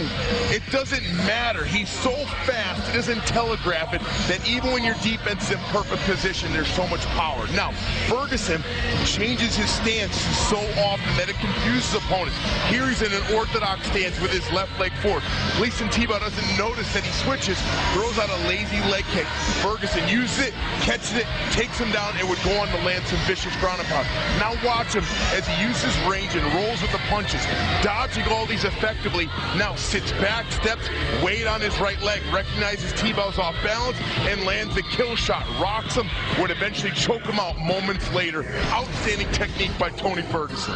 All right, Ferguson primed to make his move into the top 5 tonight, though his toughest test to date in the form of devastating striker Edson Barboza.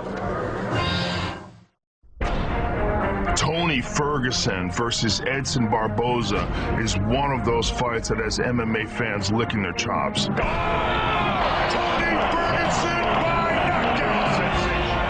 I don't know how that's going to play out, but I know it's going to be fireworks. He's getting knocked out. Oh my God! I have 4 KO by kicking UFC. When I kick, everybody will scare. If I'm a finisher, if the guy gives me one chance to finish the fight, I will finish the fight. That's all I need, one chance.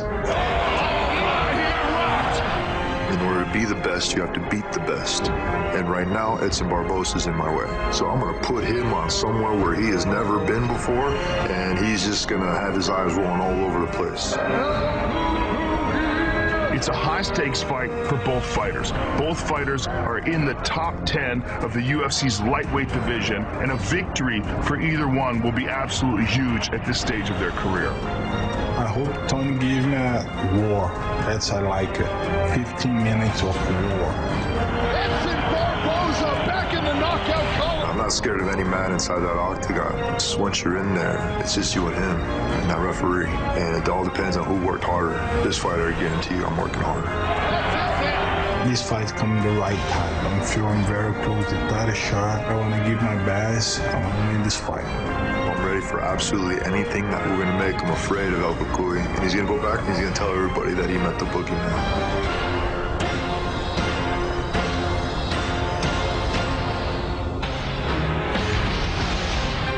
Next, Tony El Cucuy Ferguson takes on Edson Junior Barboza.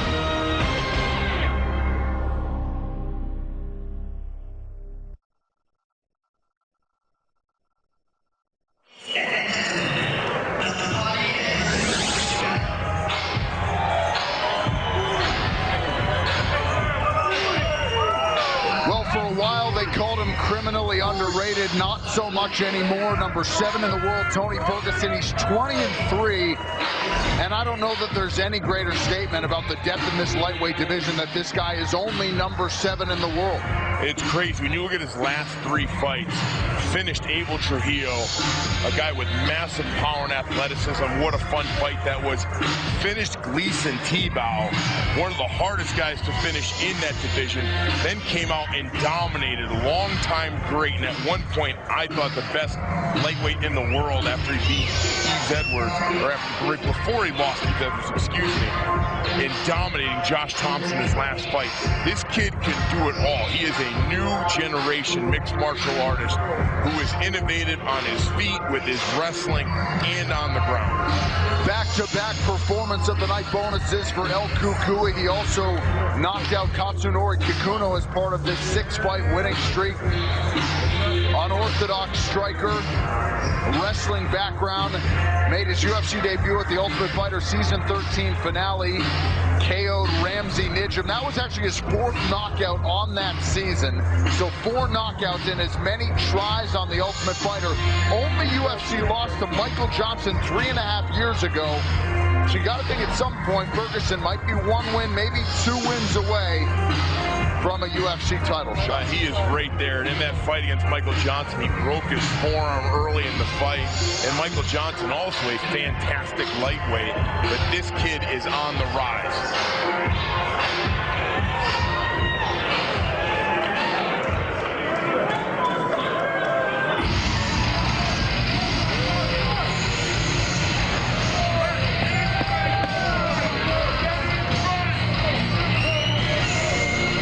Won 3 of his last 4, number 6 in the world, Edson Junior Barboza Still about a month shy of his 30th birthday tonight, his 14th UFC appearance. Every time this kid lands a kick, I cringe and almost fall out of my chair. Folks who don't get to listen and see these things cage side do not understand how hard they are. They are absolutely devastating. Speaking to his coaches, they talk a lot about his boxing in this training camp. Said he's sharper than ever before. He spent 7 weeks and really peaked training with Frankie Edgar, Mark Henry, Ricardo Almeida. Had lots of great athletes to train with this camp too. Michael Chandler came in to help him. Jimmy Rivera, surging bantamweight, a stud. And Eddie Alvarez now training full-time with these guys, Frankie Edgar and Mark Henry. They feel like Edson Barboza is extremely well prepared for tonight. Barboza started his UFC career 4-0, punctuated by the knockout you just saw against Terry Adam. That was at UFC 142. Remains one of the best knockouts in UFC history. Actually might be the single best knockout I have ever seen in pro mixed martial arts competition. To say he has a flair for the dramatic is an understatement. It will be interesting tonight, though, as a slight underdog against Tony Ferguson, to see how he handles everything that Ferguson brings to the table. He's going to have to deal with pressure, and can he defend off the wrestling if Tony Ferguson chooses to try and wrestle him?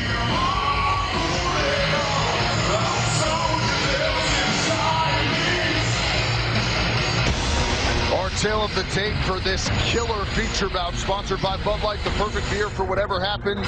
Edson Barboza will be 30 next month. Tony Ferguson is 31. Both men 5'11" tall. Barboza weighed in at 155.5 pounds. Ferguson 156. El Cucuy has a reach advantage of 1.5 inches. We go inside the octagon now to Bruce Buffer. Ladies and gentlemen, this fight is 3 rounds in the UFC lightweight division. Introducing first, fighting out of the blue corner, a freestyle fighter holding a professional record, 20 wins, 3 losses. He stands 5 feet 11 inches tall, weighing in at 156 pounds.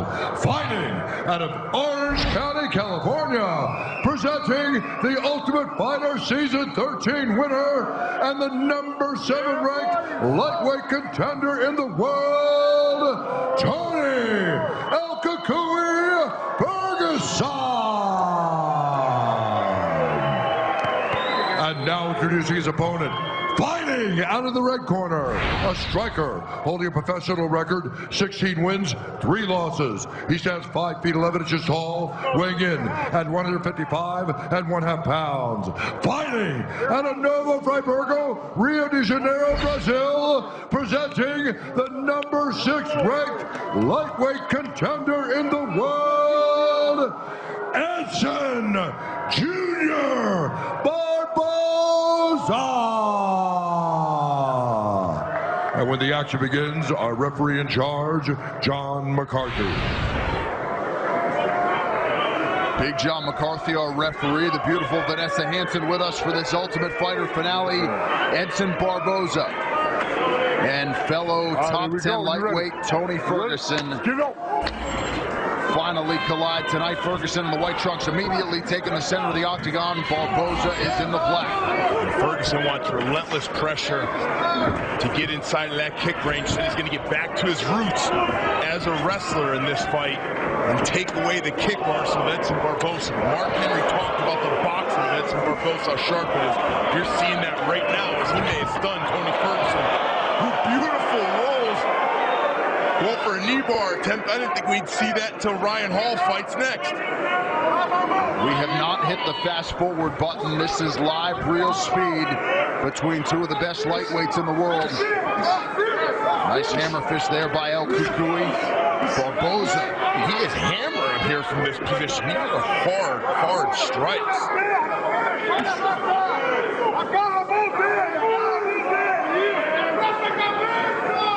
What a frame for this division for Tony Ferguson. Nice elbow to the side of the head. It took an awkward position to be an effective striker out of it. Tony Ferguson using it and using it well. Man, I can't get over when you evaluate the tape, the innovation of this young man, Tony Ferguson. I mean, just fantastic. Some of the things he tries in a accomplishes inside the octagon.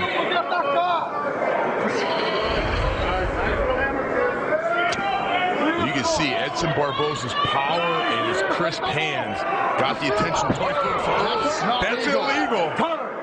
And Barboza's rocked. He's rocked bad. Oh, no. You're not hurt. Come on. Look at me. Stand up. Stay right there. Look at me. It hits you. Relax. Stay right there. Illegal shot, and you can get a look at the eyes of Edson Barboza. Watch, she gets up here. He stumbles a little bit. Okay, stay right there. I hope this doesn't end this fight. Right there, right there. Now for a referee, come here. He needs to weigh the intent and the effect of the strike before deciding whether or not to take a point away. We're going to bring in our Senior VP of Regulatory Affairs. Mark, what do you think? I know John McCarthy's got to weigh intent and effect. What do you do here? Absolutely. That was an illegal kick to a downed opponent. Come here. And he can't take a point away. It would be, and he is. To judgment, he's taking a point away. Got to do it. Because when he looks Barboza in the eyes, he sees that there was a definite effect to the illegal strike. Thank you very much, Mark Ratner. Absolutely great call by John McCarthy. And just grateful that Edson Barboza can continue here for what is just an incredible matchup. Beautiful body shot. Barboza, but he eats a right hand from Ferguson. Every time I cringe when this guy lands a kick. And you can see this is the pressure Ferguson talked about. He wanted to be in his face. Nice left hook from Barboza. I mean, both of these guys are stunning each other. Barboza rips the body once more. 2 furious minutes off the round 1 clock. And the work with Mark Henry paying off. He's attacking the body very well so far. And again, Ferguson rolling for a leg, denied by Edson Barboza.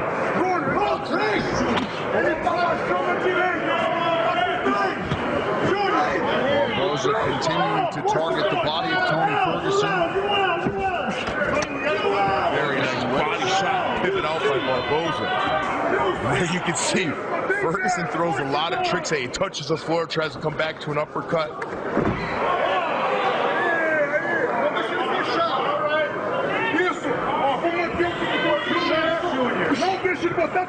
Ferguson very good off his back, not just with submissions, but finding strikes. You gotta look at that early when he was landing those hammer fists.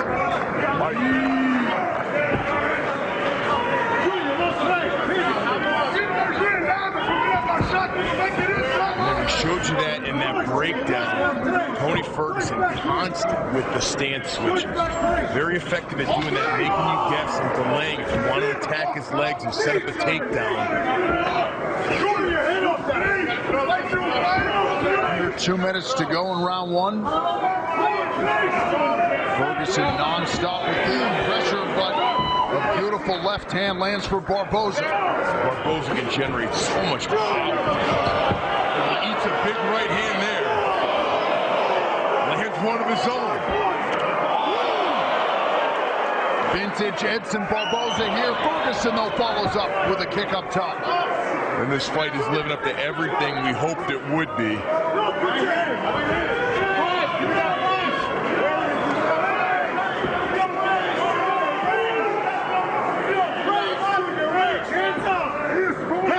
So far, Barboza's dealing pretty well with the pressure Tony Ferguson. He lands another nice left hand. That left hand has been there all night for Edson Barboza. Very even in terms of the total strikes landed as we go under a minute to go in round 1. Yeah, this is what Mark Henry expected. He thought that Ferguson would fight Barboza like Michael Johnson did, with a lot of pressure, get inside. Improvements made by Barboza to deal with that pressure so far as he struck and pivoted out. Oh, nice spinning back kick to the body. There are just so few guys in the history of the sport that can do that with that type of speed and power. I don't know of any in the sport, actually. Now that you mention it, I'm trying to think back in my mind if there's anybody who throws those kicks that fast without telegraph and with that kind of power. I mean, Edson Barboza really brought the spinning heel kick into MMA. A lot of guys were afraid to throw it before he landed on Terry Evan. This crowd enjoying the striking display from both men, particularly Edson Barboza, who lands again towards the tail end of round one.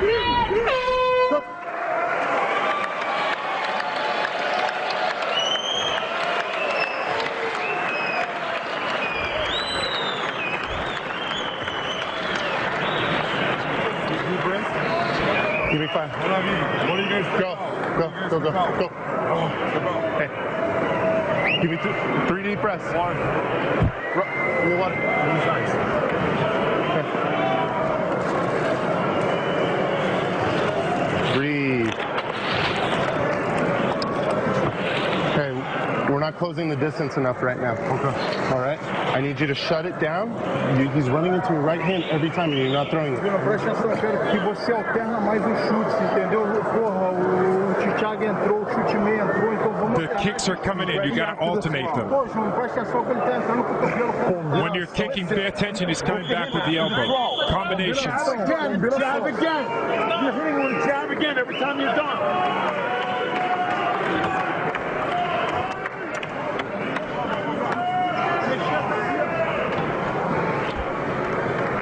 Next Saturday, the UFC's 9 Days of Fury ends big with the lightweight title fight. Rafael dos Anjos, Donald Cowboy Cerrone, plus a pair of heavyweight legends square off. Junior Dos Santos facing Alistair Overeem, UFC Fight Night 3. It all begins next Saturday, 8 p.m. Eastern, only on your local Fox affiliate.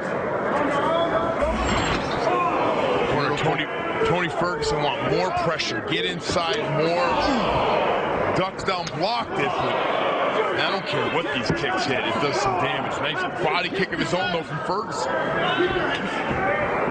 Ferguson continues to come forward in the face of that power and pressure. Nice elbow over each one of his own as he comes in. Look at the cut. Look at the cut Ferguson opened up with that upward left elbow he used to enter. Beautifully timed. You hear Mark Henry wants Barboza every combination to finish with a jab. Keep this guy off.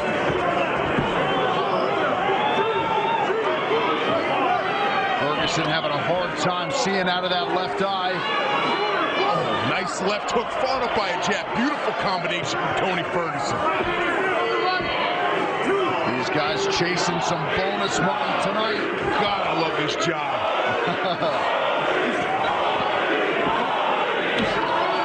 Well, this fight, outstanding by both guys. I have no... Beautiful, again, the attacks from the bottom. Ferguson uses his grappling to get himself in positions to hurt you with strikes, open up chances for submissions. And we needed an Iceman cam Octagon side to see Chuck Liddell's reactions to every strike being landed. Under 3.5 minutes to go in round 2. Both guys wearing it now. Chuck's getting fired up. When he gets fired up, he tends to hit people. I'm glad you're sitting closer to him than I am, John. Well, tomorrow, UFC legend Uriah Faber takes one more shot at a title run. He squares off against Frankie Saenz in the UFC 194 prelims, 7 Eastern on FS1 and streaming live on Fox Sports Go. Nice angle before he shot the right hand in there by Ferguson. Massive right hand lands flush for Barboza.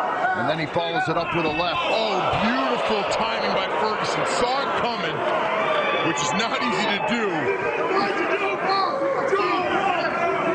You see Barboza starting to breathe a little heavier. Oh, beautiful spinning back elbow. Great diversity by Tony Ferguson. You never know what he's throwing next, what stance he's going to be in.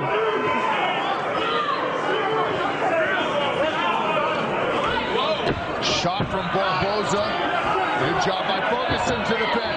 Excellent scrambling. Now he's going for the darts. He's got a wicked, wicked darts choke with those long arms.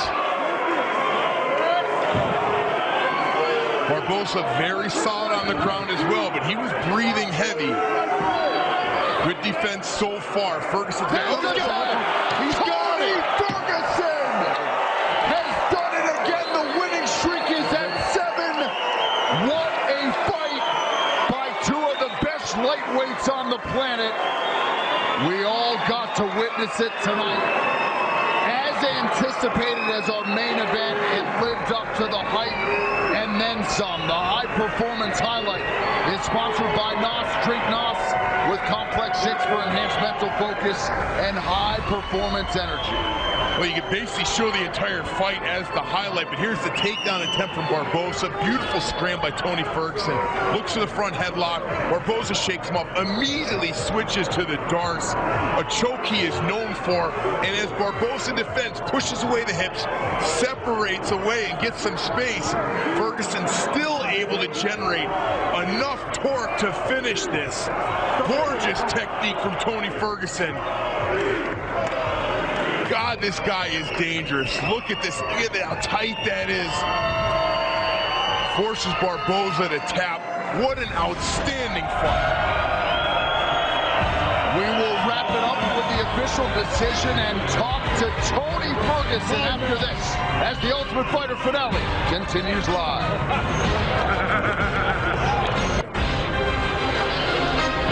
Back live in Las Vegas, Nevada. Nobody sitting down inside the Chelsea at the Cosmopolitan as we continue live with the Ultimate Fighter finale on FS1. We now go inside the octagon to Bruce Buffer. Ladies and gentlemen, referee John McCarthy has called a stop to this contest at 2 minutes, 54 seconds of round number 2. Declaring the winner by submission due to a Darce choke, Tony El Cucuy Ferguson. Thank you guys. I love you, Grandma, back at home, DFX Sports. I love you guys. My wife, Christina, my onboard baby. I love you so much. Well, for most of us in attendance, one of the best fights we have ever seen. El Cucuy, Tony Ferguson, Edson Barboza did indeed meet the boogeyman tonight. Congratulations, you run your winning streak to 7. I just want to say to my wife, thank you very much for the support, my unborn child. Setting my legacy up for you, baby boy. I love you. How did your approach change after the illegal upkick in round 1 when a point was taken away, if at all? Just making sure I was watching what I was doing. I'm not one to do cheap shots. It was kind of BS on my part, so I apologize on that. But I hope you guys enjoyed the fight. Edson Barboza, thank you for taking the fight on short notice. Hell of a fighter, man. That Darce choke, one of your go-to submissions. We're going to take a look at the replay again. Did you know you had him deep and had it in there yet? Of course I had him deep, and I knew I had it. It's my Darce choke. It's what I do. It's my Darce. All right, 7 consecutive wins. You've certainly set yourself up to call your shot. Who might be next for Tony Ferguson? Next, I want next in line. I'm 7, he was 6, give me number 5. Otherwise, you give me my title shot and I'll take it. This is my mat. I'm out. Ladies and gentlemen, El Cucuy, Tony Ferguson. Oozing with confidence, and rightfully so, talked about his unborn son and how it's motivated him to another level. Outstanding performance, just so calm and cool. Yeah, baby! Point deduction, 8 big shots, kept walking forward and executed, and just drove so many different techniques at you. That is a dangerous, dangerous man.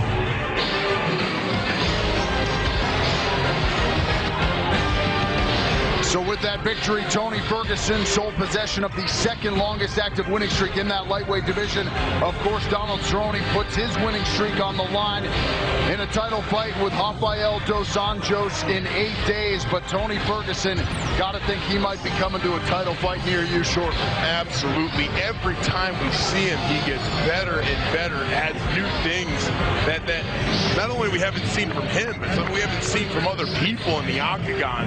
Just an incredibly creative guy who seeks out new information, travels a lot to different gyms, and it's showcasing his performance. Outstanding. What an individual performance. Speaking of high-level MMA, how about that guy, the UFC heavyweight champion Fabricio Werdum, taking on Cain Velasquez in a rematch next. All right, here's a quick look at the UFC action coming up over the next several weeks on the Fox family of networks. Tomorrow night, we will have the UFC 194 prelims, including a feature bout between Uriah Faber and Frankie Saenz. That's here on FS1. Then next Saturday on Fox, UFC Fight Night, Dos Anjos versus Cerrone 2.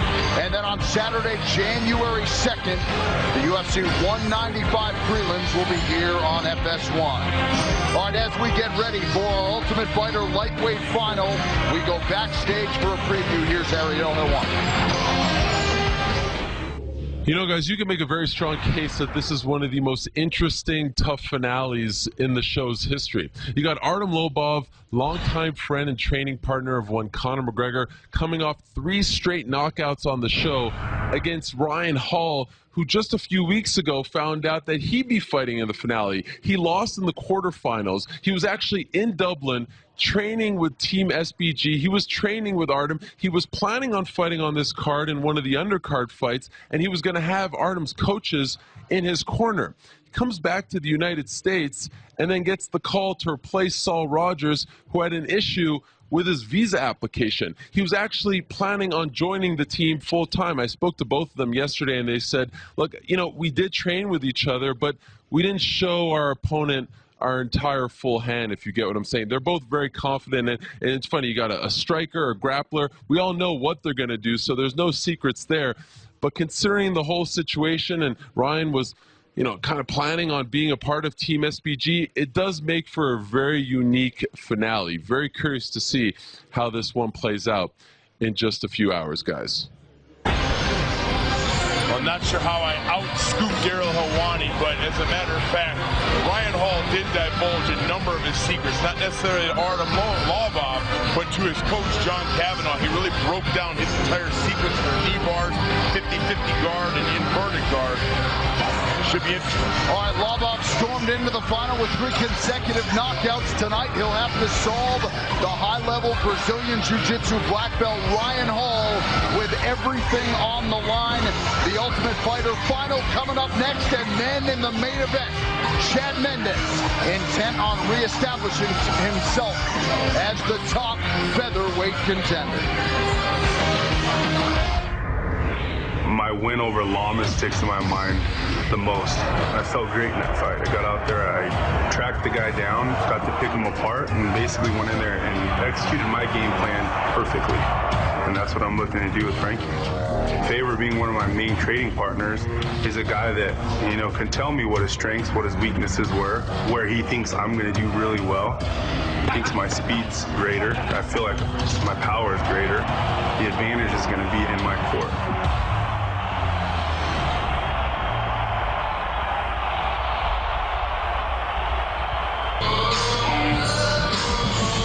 Later tonight, don't miss Fox Sports Live for a complete recap of all of tonight's UFC action and a look ahead at tomorrow's UFC 194. Plus, they'll bring you all the news and highlights from college hoops, the NBA, and the NHL. Fox Sports Live tonight after the main event, only on FS1 and streaming live on Fox Sports Go. All right, we now give you an inside look at the Ultimate Fighter finalists in advance of the biggest fight of their lives.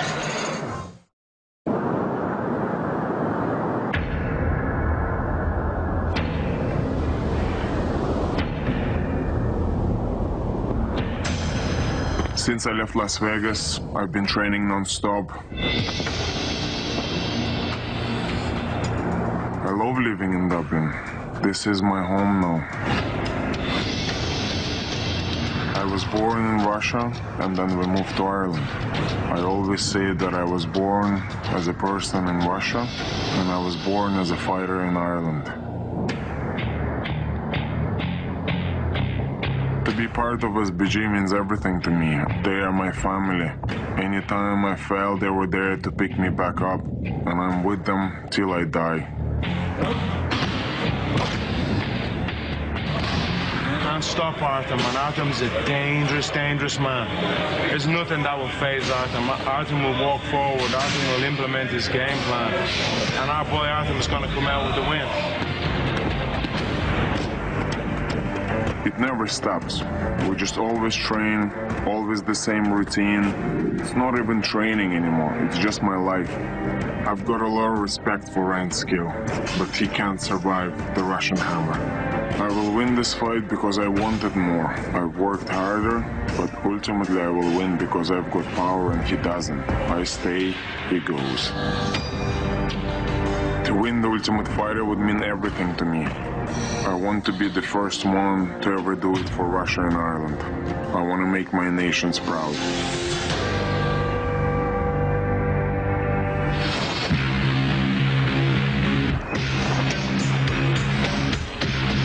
To be slotted into the final, I'm so happy to have a dangerous opponent, to have someone that's going to push me to be better. Because, you know, when you're facing someone like Artem, simple and silly mistakes are not an option. I have to fight an excellent fight. I have no choice. And, you know, I'm training hard to do that.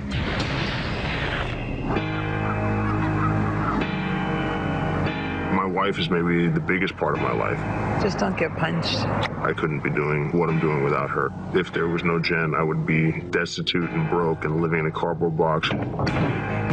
Jen herself is a fantastic jiu-jitsu player, and having someone that understands how much dedication you put into becoming a high-level martial artist is incredibly fortunate, and I got very lucky. I think that I'm a much better striker than people realize, but at the same time, Artem's a very dangerous guy. I've seen what happens when people get a little bit overeager against him. So I'm bringing the fight to where I have the largest advantage. Leg locks have always been a very strong weapon for me. So given the opportunity, I'll be snatching a hold of the foot. To win the Ultimate Fighter would just mean everything, because this is something that I've been building to for the past 11, 12 years. I thought MMA was over. I thought martial arts is over. And this is the first step in the direction that says, no, it's not. Coming up next, it is the Ultimate Fighter lightweight fight as Ryan the Wizard Hall battles Artem the Russian Hammer Lobov.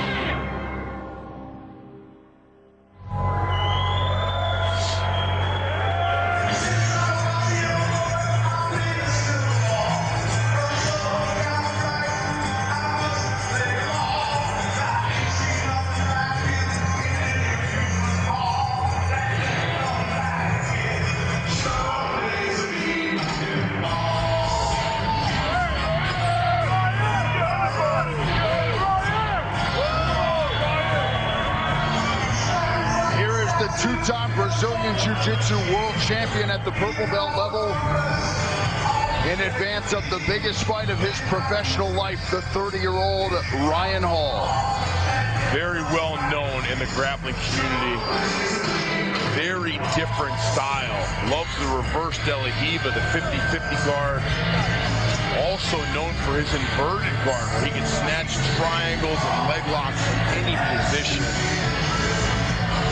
Really intelligent young man who approaches martial arts from an extremely analytical mindset, constantly learning, seeking out different people to help him innovate and improve his game. There you see Firas Zahabi, a man he's trained under for a long time. A true master of martial arts, being a great cornerman and asset for him tonight in this fight. So Ryan Hall went 2-1 on season 22 of The Ultimate Fighter with 2 heel hook wins, then lost a majority decision to Saul Rogers in the quarterfinals. As many of you know by now, visa issues scrapped Rogers from the final. Hall fought him tight, was brought back, and now here he is with a 4-fight winning streak, trying to secure a 6-figure UFC contract. Smart guy. You mentioned he studied electrical engineering at Manhattan College in the Bronx, started training jiu-jitsu while in college, left school to pursue this dream. He is certainly glad he did.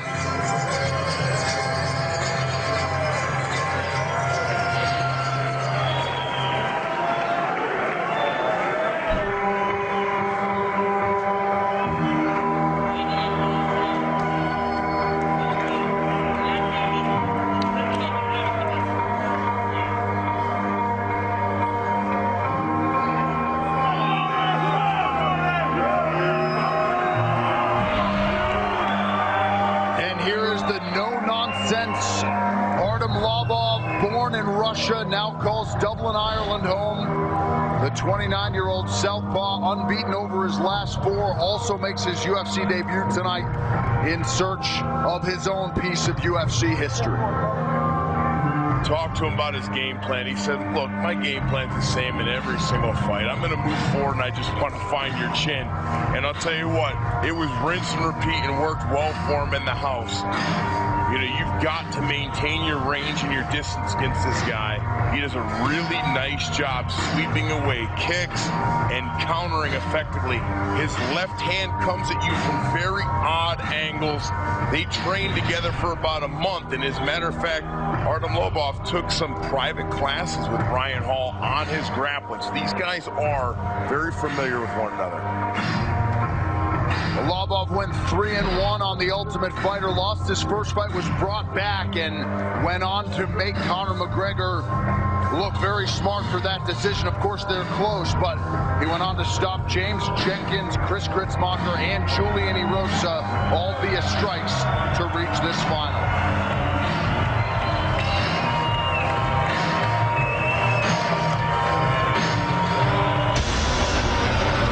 To go with The Ultimate Fighter lightweight final. Here's the Bud Light tale of the tape. Artem Lobov, born in Russia, now calls Ireland home. He is 29. Ryan Hall is 30. Hall is 1 inch taller. Both men weighed in at 155 pounds. Lobov, the more proficient striker, but on the wrong end of the reach equation tonight. All right, now for the official introductions. Here is Bruce Buffer. Ladies and gentlemen, this is the co-main event of the evening. This fight will determine who will be the lightweight winner of the Ultimate Fighter. And now, this fight is 3 rounds in the UFC lightweight division. Introducing first, fighting out of the blue corner, a mixed martial artist holding professional record, 4 wins, 1 loss. He stands 5 feet 10 inches tall, weighing in at 155 pounds. Fighting out of Falls Church, Virginia, Ryan the Wizard Hall. And now introducing his opponent, fighting out of the red corner, a striker holding a professional record, 12 wins, 10 losses, 1 draw, 1 no contest. He stands 5 feet 9 inches tall, weighing in at 155 pounds. Fighting out of Dublin, Ireland by way of Nizhny Novgorod, Russia, Artem the Russian Hammer Lobov. And when the action begins, our referee in charge, Herb Dean.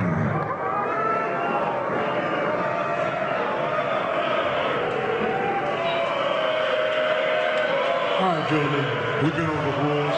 Protect yourself at all times. It's like a clean fight. Touch gloves, no Stevens. The Ultimate Fighter lightweight final. Artem Lobov and Ryan Hall for the first time in Ultimate Fighter history. 2 guys who were eliminated at one point in time, brought back. They will compete for all the marbles. And with that touch of gloves, we are underway. Lobov in the center of the octagon wearing the gray. He is a southpaw. Ryan Hall coming out southpaw as well, wearing the blue trunks. Ryan Hall trained a lot with Stephen Thompson after leaving Ireland and training with Team SBG. And actually giving a few private lessons to Artem Lobov prior to this fight. He just started these rolls to takedowns, being on the Ultimate Fighter. Now looking for a heel hook. Lobov trying to scoot his hips away. Ryan Hall going to try and use this to get on top position. A really good start for Ryan Hall. Now look at this guy is so different. Already has his right foot underneath. This could be it right here. This is got to be careful. I'm trying to reach up. He can't find the hand. He may go out. This kid is just so slick on the ground. Look how he took the back just by grabbing the neck. His feet are like 2 extra hands. Yeah. Lobov doing a really nice job of relaxing. He's trying to dig that chin, pull the arm down. He's defended it so far, but man, is he not position he wants to be in. And the Irish fans on hand going nuts as Lobov gets out. Ryan Hall, though, really a throwback type fighter when it comes to his jiu-jitsu. No denying what he's trying to do, and certainly a good start for the Virginia native. Throwbacks in terms of specialization, but his technique is really different. Actually credits our great friend Kenny Florian for a lot of help in terms of making his style effective for mixed martial arts. He's got 2 submissions and 2 knockouts, but his knockouts come from controlling guys and TKOing them while they're on the ground. Lobov being very patient here.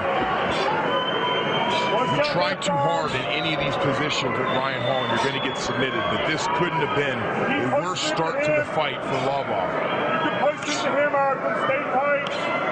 You saw it if you watched the show. You saw Ryan Hall somewhat, somersaults into the 50-50 guard entries instead of your regular traditional wrestling takedowns. I talked to Ryan Hall specifically about that. He said, you know what?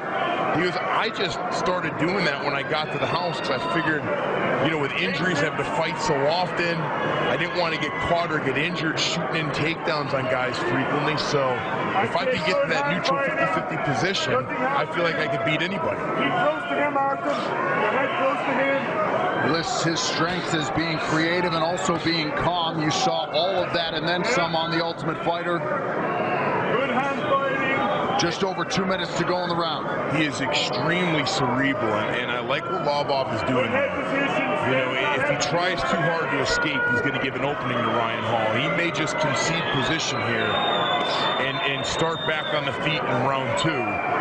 And not take any danger here. These guys are the complete opposite of style. Any mistake you make on the ground, Ryan Hall, you're going to end up submitted. Any opening you leave on the feet, and Lobov can knock you out.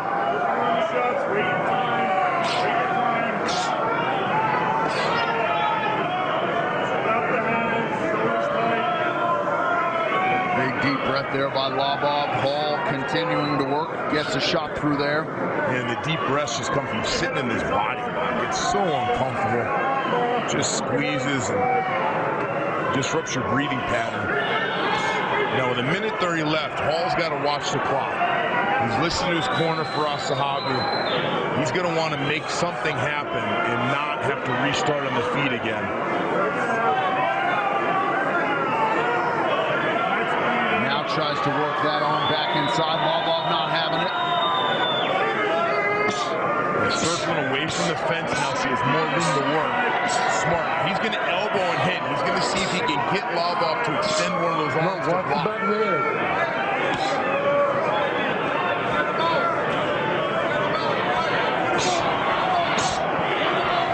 All maintaining that figure 4 body lock throughout. Lobov doing a pretty good job defensively. Oh, wait a minute. Is that the American fans getting behind someone? They're actually louder than the Irish fans right now. That's rare. There's the Irish.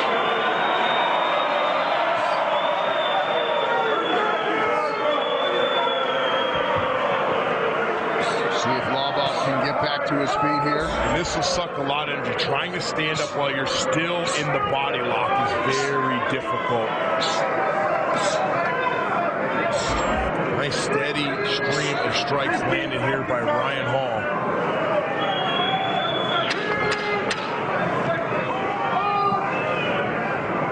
So a strong first round for Ryan Hall. Artem Lobov with some work to do when we come back.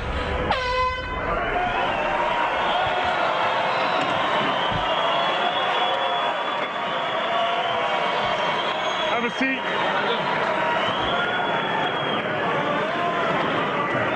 Just got your breathing. I was his best position and nothing came of it. He put a lot on his legs there and a lot on his arms. Just recover.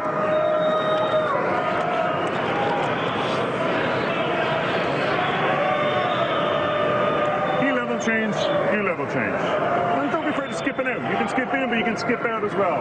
Let's keep the feints going. You see that shot? It's going to come from a mile away this time. Keep those feints going. When he shoots in, skip away. Fake leg kick. then you can go back to the roll. But fake the kick. Set it up, the roll, okay? Don't be obvious. Set it up. The kicks were beautiful. You had no counters. But I want you where? Let's go. Let's go, Ryan. Mouthpiece in? Beautiful. Let's go.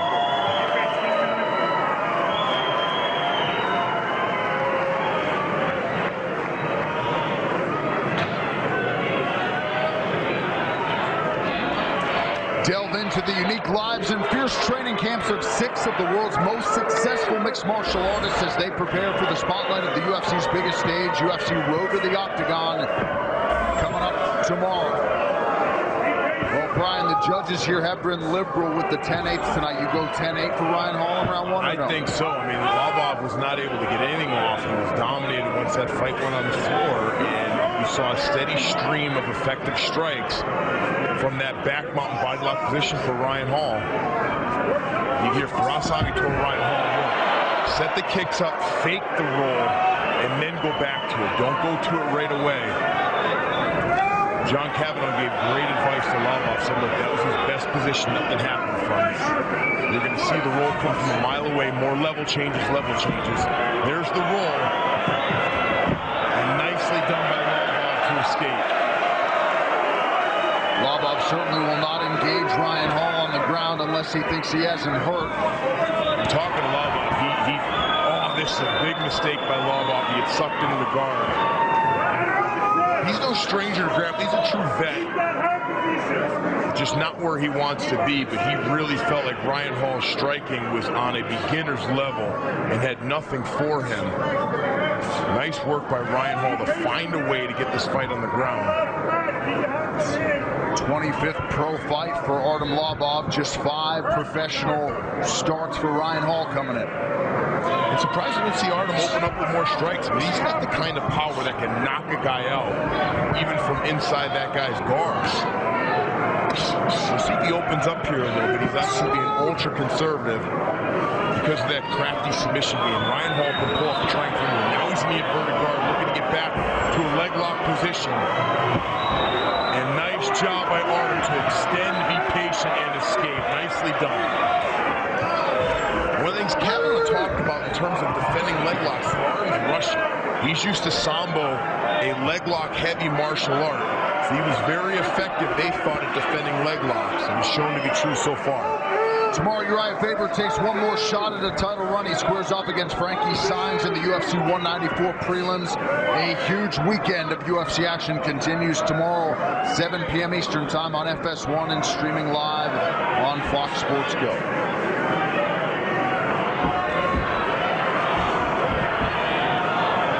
Again, Hall able to pull him into his guard, and the problem here is normally when guys are in guard, they're losing the round, but Lobov has not opened up and thrown any strikes yet.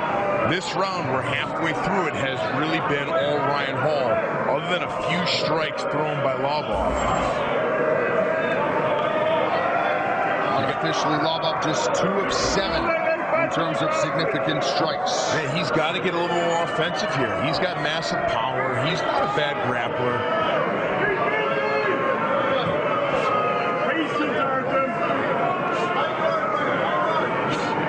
Can't solely rely on just that one big shot, although he certainly can knock you out at a moment's notice.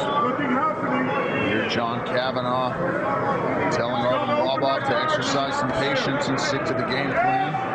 He's got good inside control of his hands, can fold over an elbow maybe. Now, I say that, Lobov has trained with Ryan Hall, so who knows? Maybe he's been in this position and tried to ground and pound him and fought before in training. And these guys trained for a month together. Lobov participated in seminars Ryan Hall put on. Oh, nice elbow there. Wiggled the right hand, showed him something, came back with the left elbow. Nicely done by Lobov.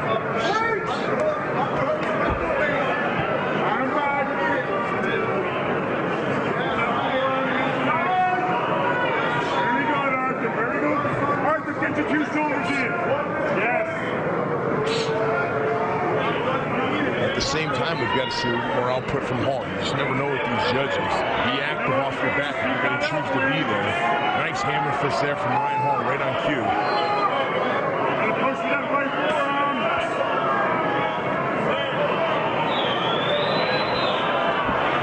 And this is where he's dangerous. He starts chaining things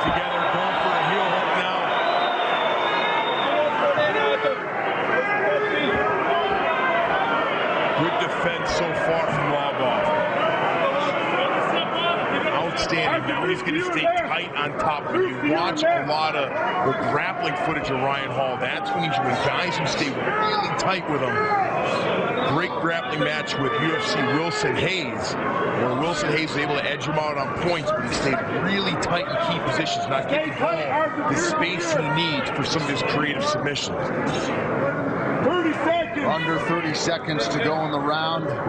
We do have a sudden victory, 4th round in place in the event that we don't have a winner after 3. And it's going to be really interesting to take a look at the judges' scorecards if this fight goes the distance. See how they score round 1 and how they score this round 2.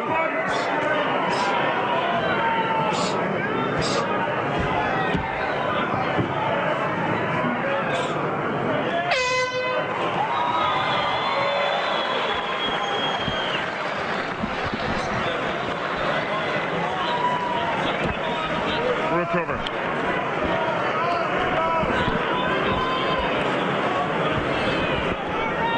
This is where the experience comes in. This is where your experience comes in now, okay? Slow it down. That lead leg is there to be kicked.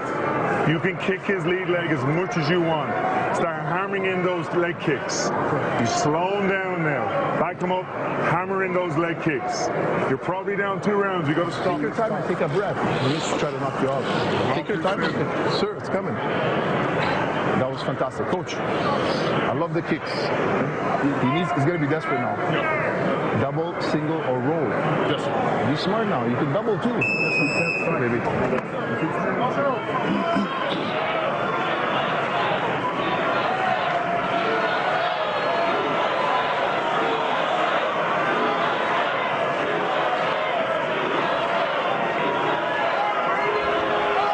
So the USA chants raining down as we get ready for the 3rd and potentially final round. Ultimate Fighter lightweight final. Ryan Hall in the blue trunks.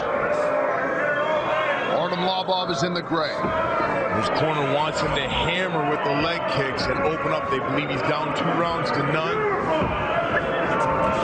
We'll see if Lobov starts to get a little desperate. Nice level change there by Ryan Hall, who cannot afford to stand in front of Lobov.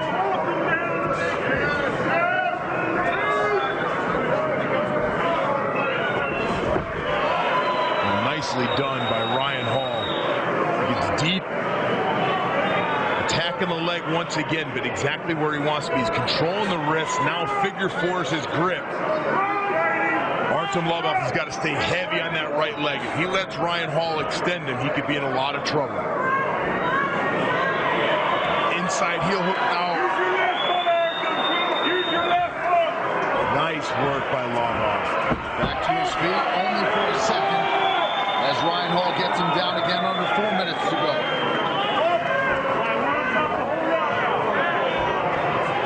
And again, climbs on him like a spider monkey. Yeah, beautiful job to get Lobov back down. Gotta think this fight is playing out exactly the way Ryan Hall hoped it would. And we've talked about how smart he is, and you know, for a guy who's got 5 pro fights, obviously gained a lot of experience in the house, but he's fought very smart here tonight. Well, and so much one-on-one competition in the Brazilian Jiu-Jitsu world, which certainly helped him. 200 plus submissions in Brazilian Jiu-Jitsu competition via triangle choke alone. Yeah. Start working. I started my amateur career in Virginia, and by that time, I mean, he was already a big name coming up in the grappling community. Let's go. And here's where Lobov just needs to get inside control and open up. I mean, he can do some damage. For people who are watching right now who did not see him fight on the show, he has massive, massive power in his hands. And now's the time to open up and let him fly. He's got to defend this leg lock attempt again from Ryan Hall. Now has both legs wrapped around him. And again, very nicely done, just to stay attached to him, then jumps up and takes the back. Massive creativity. It's just difficult to prepare for a guy like this. And gotta be pretty frustrating if you're Artem Lobov. You feel like there's a window and an escape route, and then the monkey jumps right back on. I'd say you gotta bring in a chimpanzee to try and train for this guy.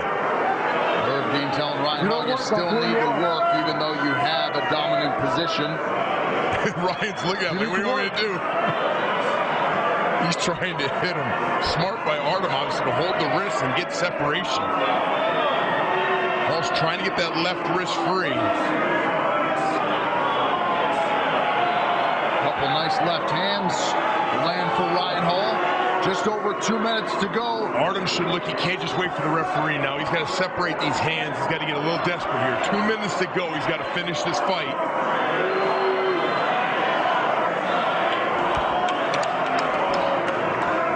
I mean, at this point, better to get submitted and lose while you're trying to knock him out than look back on it and go, man, I wish I would have opened up. Look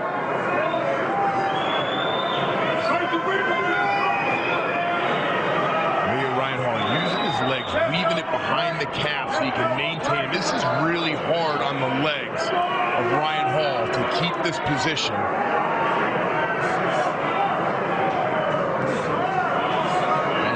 Clock really starting to become a factor for Artem Lobov, being outstruck, many of them on the ground, granted, but 156 to 19 and counting.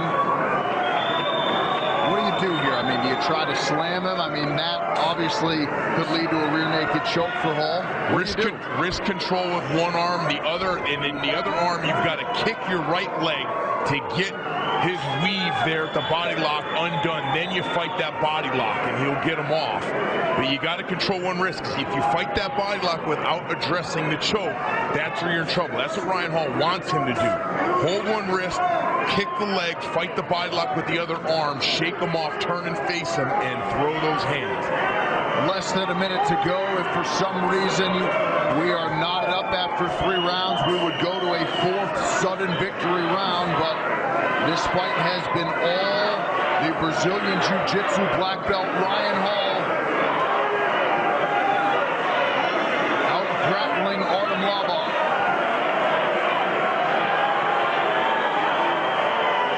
And form across the jaw. Not going to be enough to get a finish. And obviously just a frustrating fight for Artem Lobov.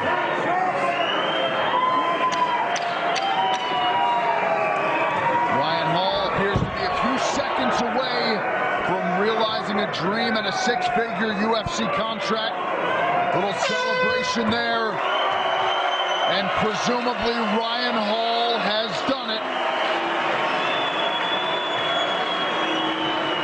The High Performance Highlight is sponsored by NOS. Drink NOS with Complex 6 for enhanced mental focus and high performance energy. Let's take a look at some of the action. Ryan Hall, just relentless pressure. Look how he grabs the back there. Excellent dexterity, really good balance, looking for the rear naked choke. Now rolls over, goes to the leg lock attack here, and just went position to position well and made it very difficult for Lobov to create any space and escape him. As Lobov finally separates, gets back up, jumps up, takes the back, and was able to hold this position for the whole second half of the 3rd round. Just a really difficult style to fight in short notice. All right, coming up next, we will talk to the new Ultimate Fighter and get you the official decision as the Ultimate Fighter finale rolls on. From the Chelsea inside the Cosmopolitan of Las Vegas, it's the FS1 Ultimate Fighter finale. We have an Ultimate Fighter winner. Here's Bruce Buffer. Ladies and gentlemen, after 3 rounds, we go to the judges' scorecards for a decision. The judges score the contest 30-27, 30-26, and 30-26 for the winner by unanimous decision. And now, the lightweight winner of the Ultimate Fighter, Ryan the Wizard Hall.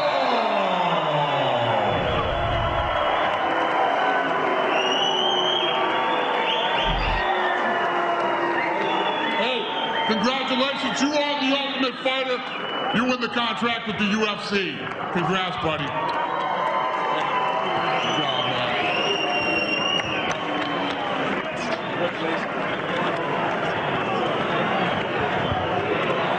Nice display of sportsmanship there. Certainly an interesting dynamic to this one. But ladies and gentlemen, Ryan Hall Hall, you are the Ultimate Fighter. Congratulations. Thank you so much. Artem is an incredibly tough opponent. He could knock my teeth out with one shot, and I know it. I did my best with him. I had a lot of challenges for this camp. Had a bad staph infection, a bad stomach bug all of last week, but just came in to do my best. And, Artem is someone I have immense respect for. His team, people I have immense respect for. But I wouldn't have had the opportunity to do this, and I wouldn't be prepared for Faraz Zahabi from TriStar, Ray Thompson from Upstate Karate, so many of my training partners, so many of my friends, Ayman Zahabi, killer, unbelievable. So I owe it to everybody else. Thank you. A near perfect performance. You earned it, ladies and gentlemen. The new Ultimate Fighter, Ryan Hall.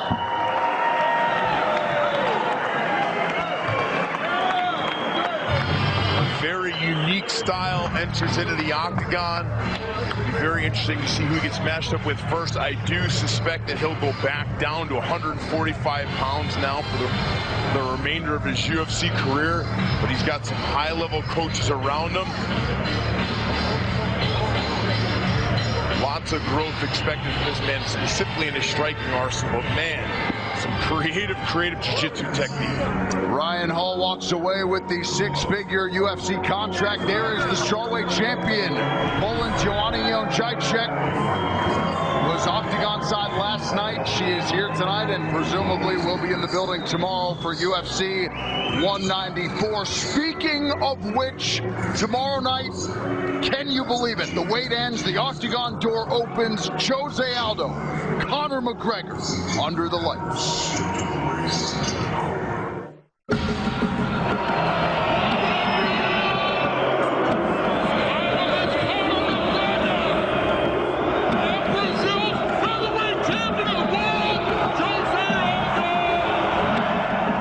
First face-up we had in his hometown in Rio de Janeiro in front of all his fans. I looked him dead in the eye.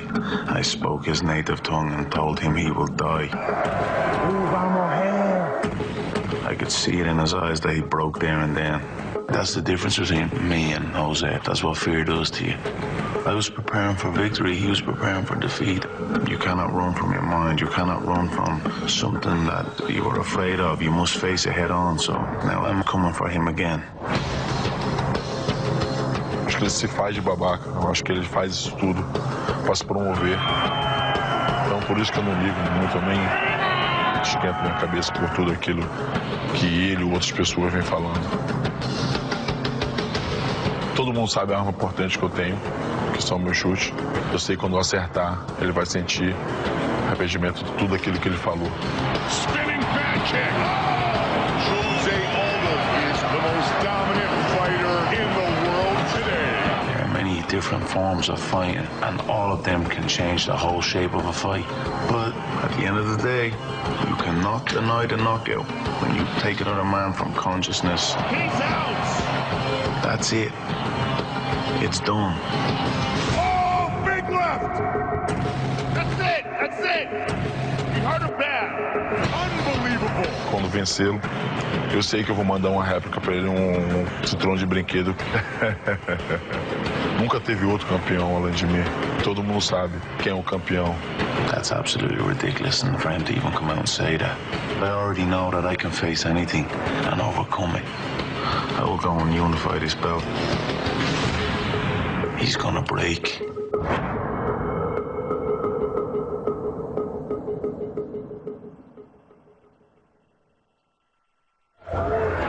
So good, UFC 194, Aldo versus McGregor. The biggest fight of 2015 is going down tomorrow night. Contact your pay-per-view provider to pre-order UFC 194 today. All right, coming up next, one of the most anticipated headliners of the year is here. Will Frankie Edgar run his winning streak to 5 and proclaim himself as the #1 featherweight contender? Or will Chad Money Mendez conquer the former lightweight king? The main eventers make the walk next. Chad Mendes, Frankie Edgar, coming up after this on FS1. Shop Harley for badness sake, just like flyweight champion Demetrius Johnson. Give the ultimate gift of Harley-Davidson Riding Academy and learn to ride together. Visit your dealer today and start your two-wheel journey of freedom. Check out h-d.com/riding academy. From the Chelsea inside the Cosmopolitan of Las Vegas, it's the FS1 Ultimate Fighter Finale. The keys to victory are sponsored by WWE 2K16, featuring the biggest WWE video game roster of all time. In stores now. Brian, start us off with Chad Mendes. Certainly, first key is pressure. He's got to get in the face of Frankie Edgar. Don't give him all that room to circle around him and put that volume on him. Second is timing. His timing of his counter strikes, his takedowns, and punching with Frankie Edgar if he's going to land that knockout blow and finish him. And then lastly, takedowns. For Frankie Edgar, be a moving target. Don't ever stand in front of the more powerful and dangerous Chad Mendes. Last, volume. That's always the key with Frankie Edgar, both in his strikes, his kicks, his takedowns, his movement. And lastly, also for him, takedowns. Takedowns for both these guys may be canceled out, but they will open up their strikes and other techniques. So on the eve of Aldo versus McGregor, a huge fight and opportunity for two other elite featherweights to make their statement to the MMA masses. Chad Mendes took a world championship fight on 2 weeks' notice. There was a huge opportunity. I wasn't going to turn it down. This is MMA. Anything could have happened. We saw him getting the best of Conor McGregor until he ran out of gas. You know, I feel like I was completely dominated. And I feel like that just opened a lot of people's eyes. There was a ton of Irish fans. Going into that fight, they're like, oh, he's going to murder him. The first round and a half, all those guys were like, man, this is going to be a tough fight for Conor. Chad pretty much had his way with him for the first, round and a half, I'd say. In that second round, he went for the guillotine. Conor was able to get up, and he sensed blood, and he just went in for the kill because Mendes really had nothing left. I just thought in that position, I would have been more prepared. That fight haunts Chad, and he desperately wants another shot at both Conor McGregor and at Jose Aldo. He needs to get past Frankie Edgar to show that he's the next in line for the world title. It's going to be bananas, this fight. A lot's on the line for both of us. He's gunning for the same thing I'm gunning for. This is a fight that is going to put one of us right back in line for the title. That's my ultimate goal. That's my dream. I've been so close multiple times, and I have to win. This fight comes down to who wants it more than the next guy. I believe where I'm at right now in my career, I could beat anybody in the world at 145. Frankie is ferocious. Most fighters wilt under the pressure that Frankie puts on them. I anticipate a war. After this fight, there could be nothing else anybody can say that I don't deserve a title shot. I'm looking to get in there and knock Frankie out. We know he can take a punch. We've seen it with Maynard, but I know Maynard doesn't hit as hard as I do. We're going to see a great fight. The closer I get, the more hungry I'm getting. So I'm going to make sure that I go in there and do everything I can to get my hand raised. This is a huge fight. This is a fight that everybody's been wanting to see. And this is a fight that I've wanted for a long time. And I'm so pumped for it to finally be here.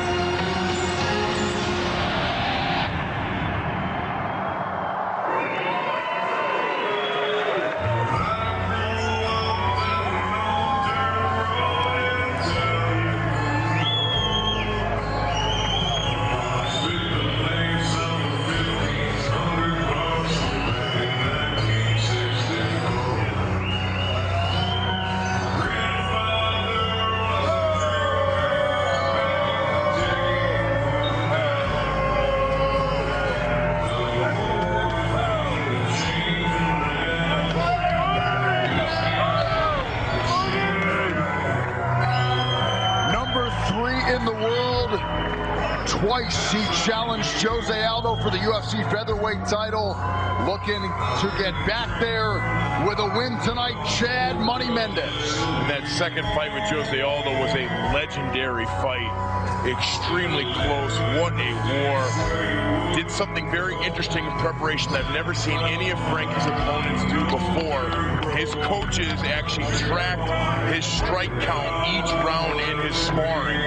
over the course of his entire camp to put him on a pace and output that they think is necessary for him to win this fight.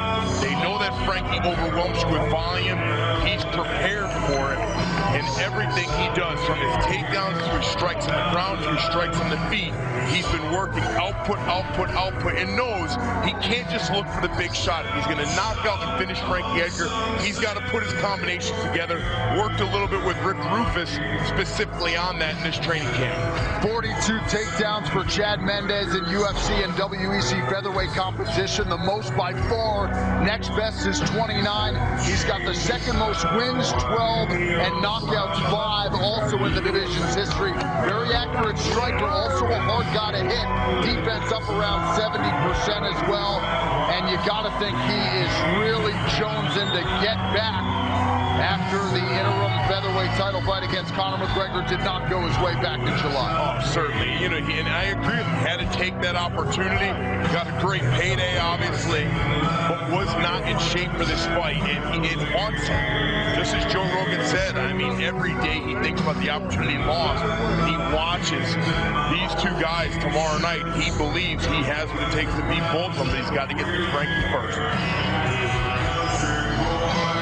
Mendes started wrestling at 5 years old. Chance meeting with Uriah Faber led to this outstanding MMA career.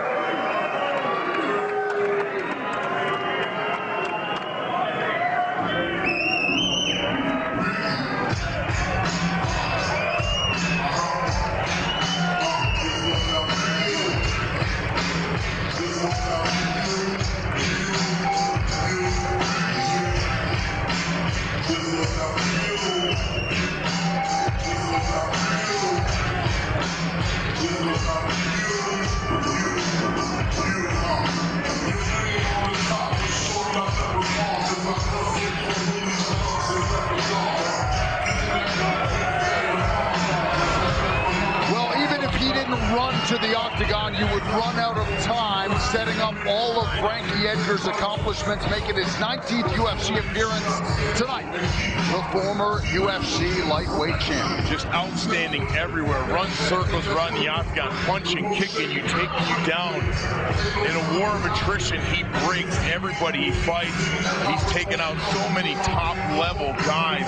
His last two, Cub Swanson, Uriah Faber, dominant performances, Frankie Edgar. And his coaches suspected he'd be fighting Chad Mendes in a smaller octagon tonight. They actually cut off his cage during training using heavy bags, laying him on the floor, forcing him to work his movement-heavy style in a smaller space in preparation for this fight. He has won 4 consecutive fights. He has taken down all 5 of his featherweight opponents at least twice. A 9-time UFC bonus winner after a 5th straight win tonight. Our tale of the tape for the main event is sponsored by Bud Light, the perfect beer for whatever happens. Frankie Edgar, 34. Chad Mendes is 30. Both men 5'6" tall. Frankie Edgar weighed in at 145 and a hook. Chad Mendes 146. Frankie Edgar has a 2-inch reach advantage. And now to get us started with the official introductions for the main event, here's Bruce Buffer. Ladies and gentlemen, this is the main event of the evening. Sanctioned by the Nevada State Athletic Commission, Chairman Anthony Marnell, Executive Director Bob Bennett, Commissioners Francisco Aguilar, Skip Avancino, Pat Lundvall, and Michonne Martin. Our 3 judges scoring this contest at Octagon side are Glenn Trowbridge, Chris Lee, and Marcos Rosales. And when the action begins, our referee in charge of the Octagon, John McCarthy. And now, for those in attendance and UFC fans watching around the world, live from the sold-out Chelsea at the Cosmopolitan of Las Vegas, it's time! 5 rounds in the UFC featherweight division. Introducing first, fighting out of the blue corner, a mixed martial artist holding a professional record, 17 wins, 3 losses. He stands 5 feet 6 inches tall, weighing in at 146 pounds.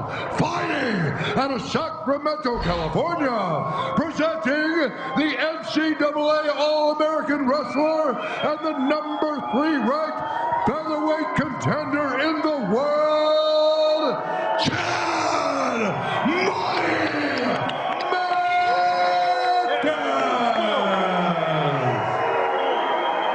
And now introducing his opponent, fighting out of the red corner, a freestyle fighter holding a professional record, 18 wins, 4 losses, 1 draw. He stands 5 feet 6 inches tall, weighing in at 145 and 1/2 pounds.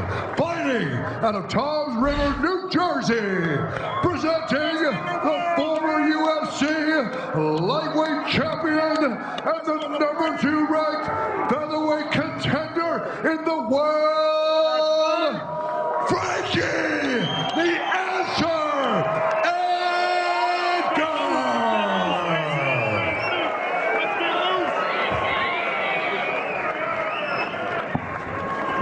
Gentlemen, went over the rules in the back. I need you to protect yourself at all times. Obey my commands at all times. I want you to fight clean, to fight fair. Touch gloves now. Best of luck to both of you.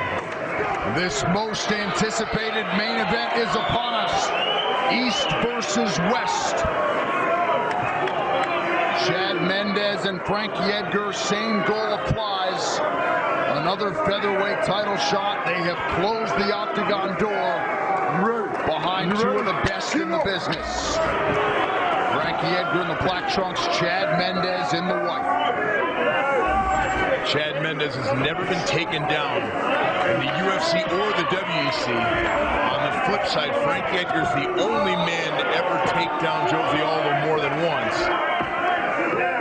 Interesting to see if the wrestling does cancel each other out, but gotta think in 5 rounds, if it goes that long, somebody's getting taken down. Edgar's 61 takedowns, 3rd most all time, trailing only George St. Pierre and Gleison Tebow. Tried to take Aldo down 11 times, secured 2 of them. He's incredible takedown defense on the champion.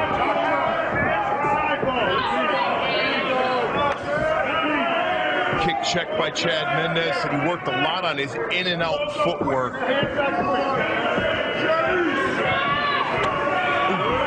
Heavy inside leg kick. Hit Frankie earlier with an outside leg kick as well. I mean, everything Chad throws is painful. Chad Mendes there with the right hand.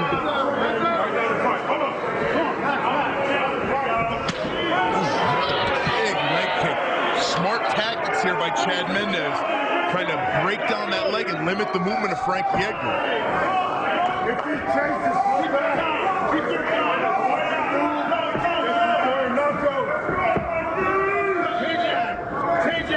Frankie Edgar in perpetual motion.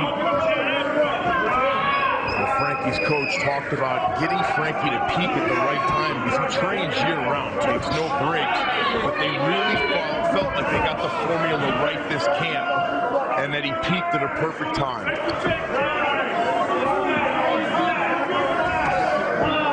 Frankie didn't finish that takedown, but just the attempt will nothing changes. It opens up other things. Good counter right by Edgar after the uppercut attempt from Mendes. And a nice right hand landed by Chad. Yep. As we thought, very even. Ooh, crisp boxing combination there from Frankie. Lands on Chad.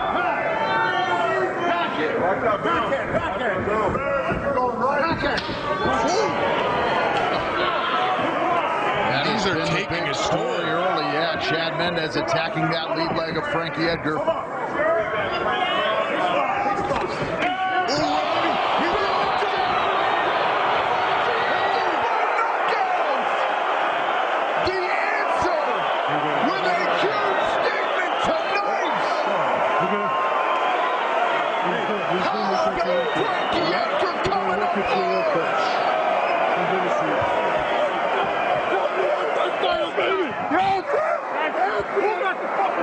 Whoa! Soak that in. Immediately Edgar over to talk to Chad Mendes, who's got to be stunned by that outcome. And total class by these guys, both guys. But Frankie Edgar's will, his determination, his work ethic is second to none. Will not be denied. Been criticized so many times. Let's get the high performance highlights sponsored by NOS. Drink NOS with Complex 6 for enhanced mental focus and high performance energy. People have criticized Frankie Edgar for not being able to finish. Comes in here and steps in on that left hook, just perfect accuracy. Right on the button and caught Chad. Most people thought if anybody's going to get an early knock, going to be Chad Mendes, right across the nose.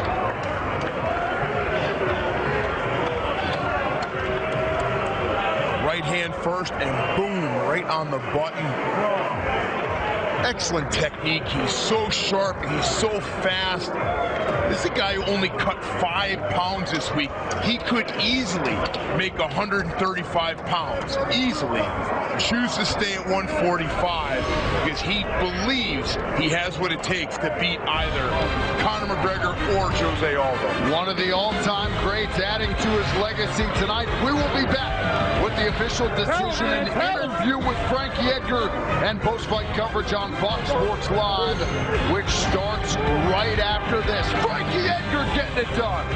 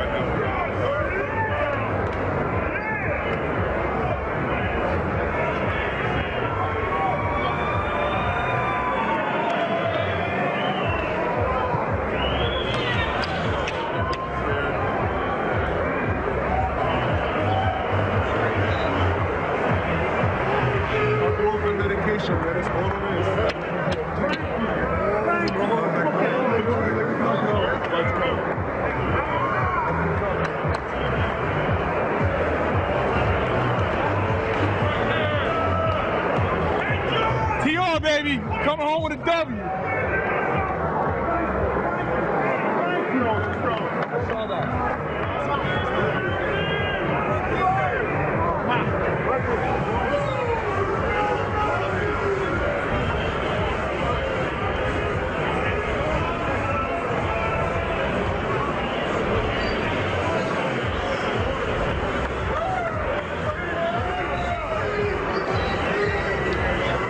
Guys, thank you very much. We go inside the octagon one final time. Bruce Buffer has the official decision. Ladies and gentlemen, referee John McCarthy's called a stop to this contest at 2 minutes, 28 seconds of the very first round, declaring the winner by knockout, Frankie the Answer Edgar.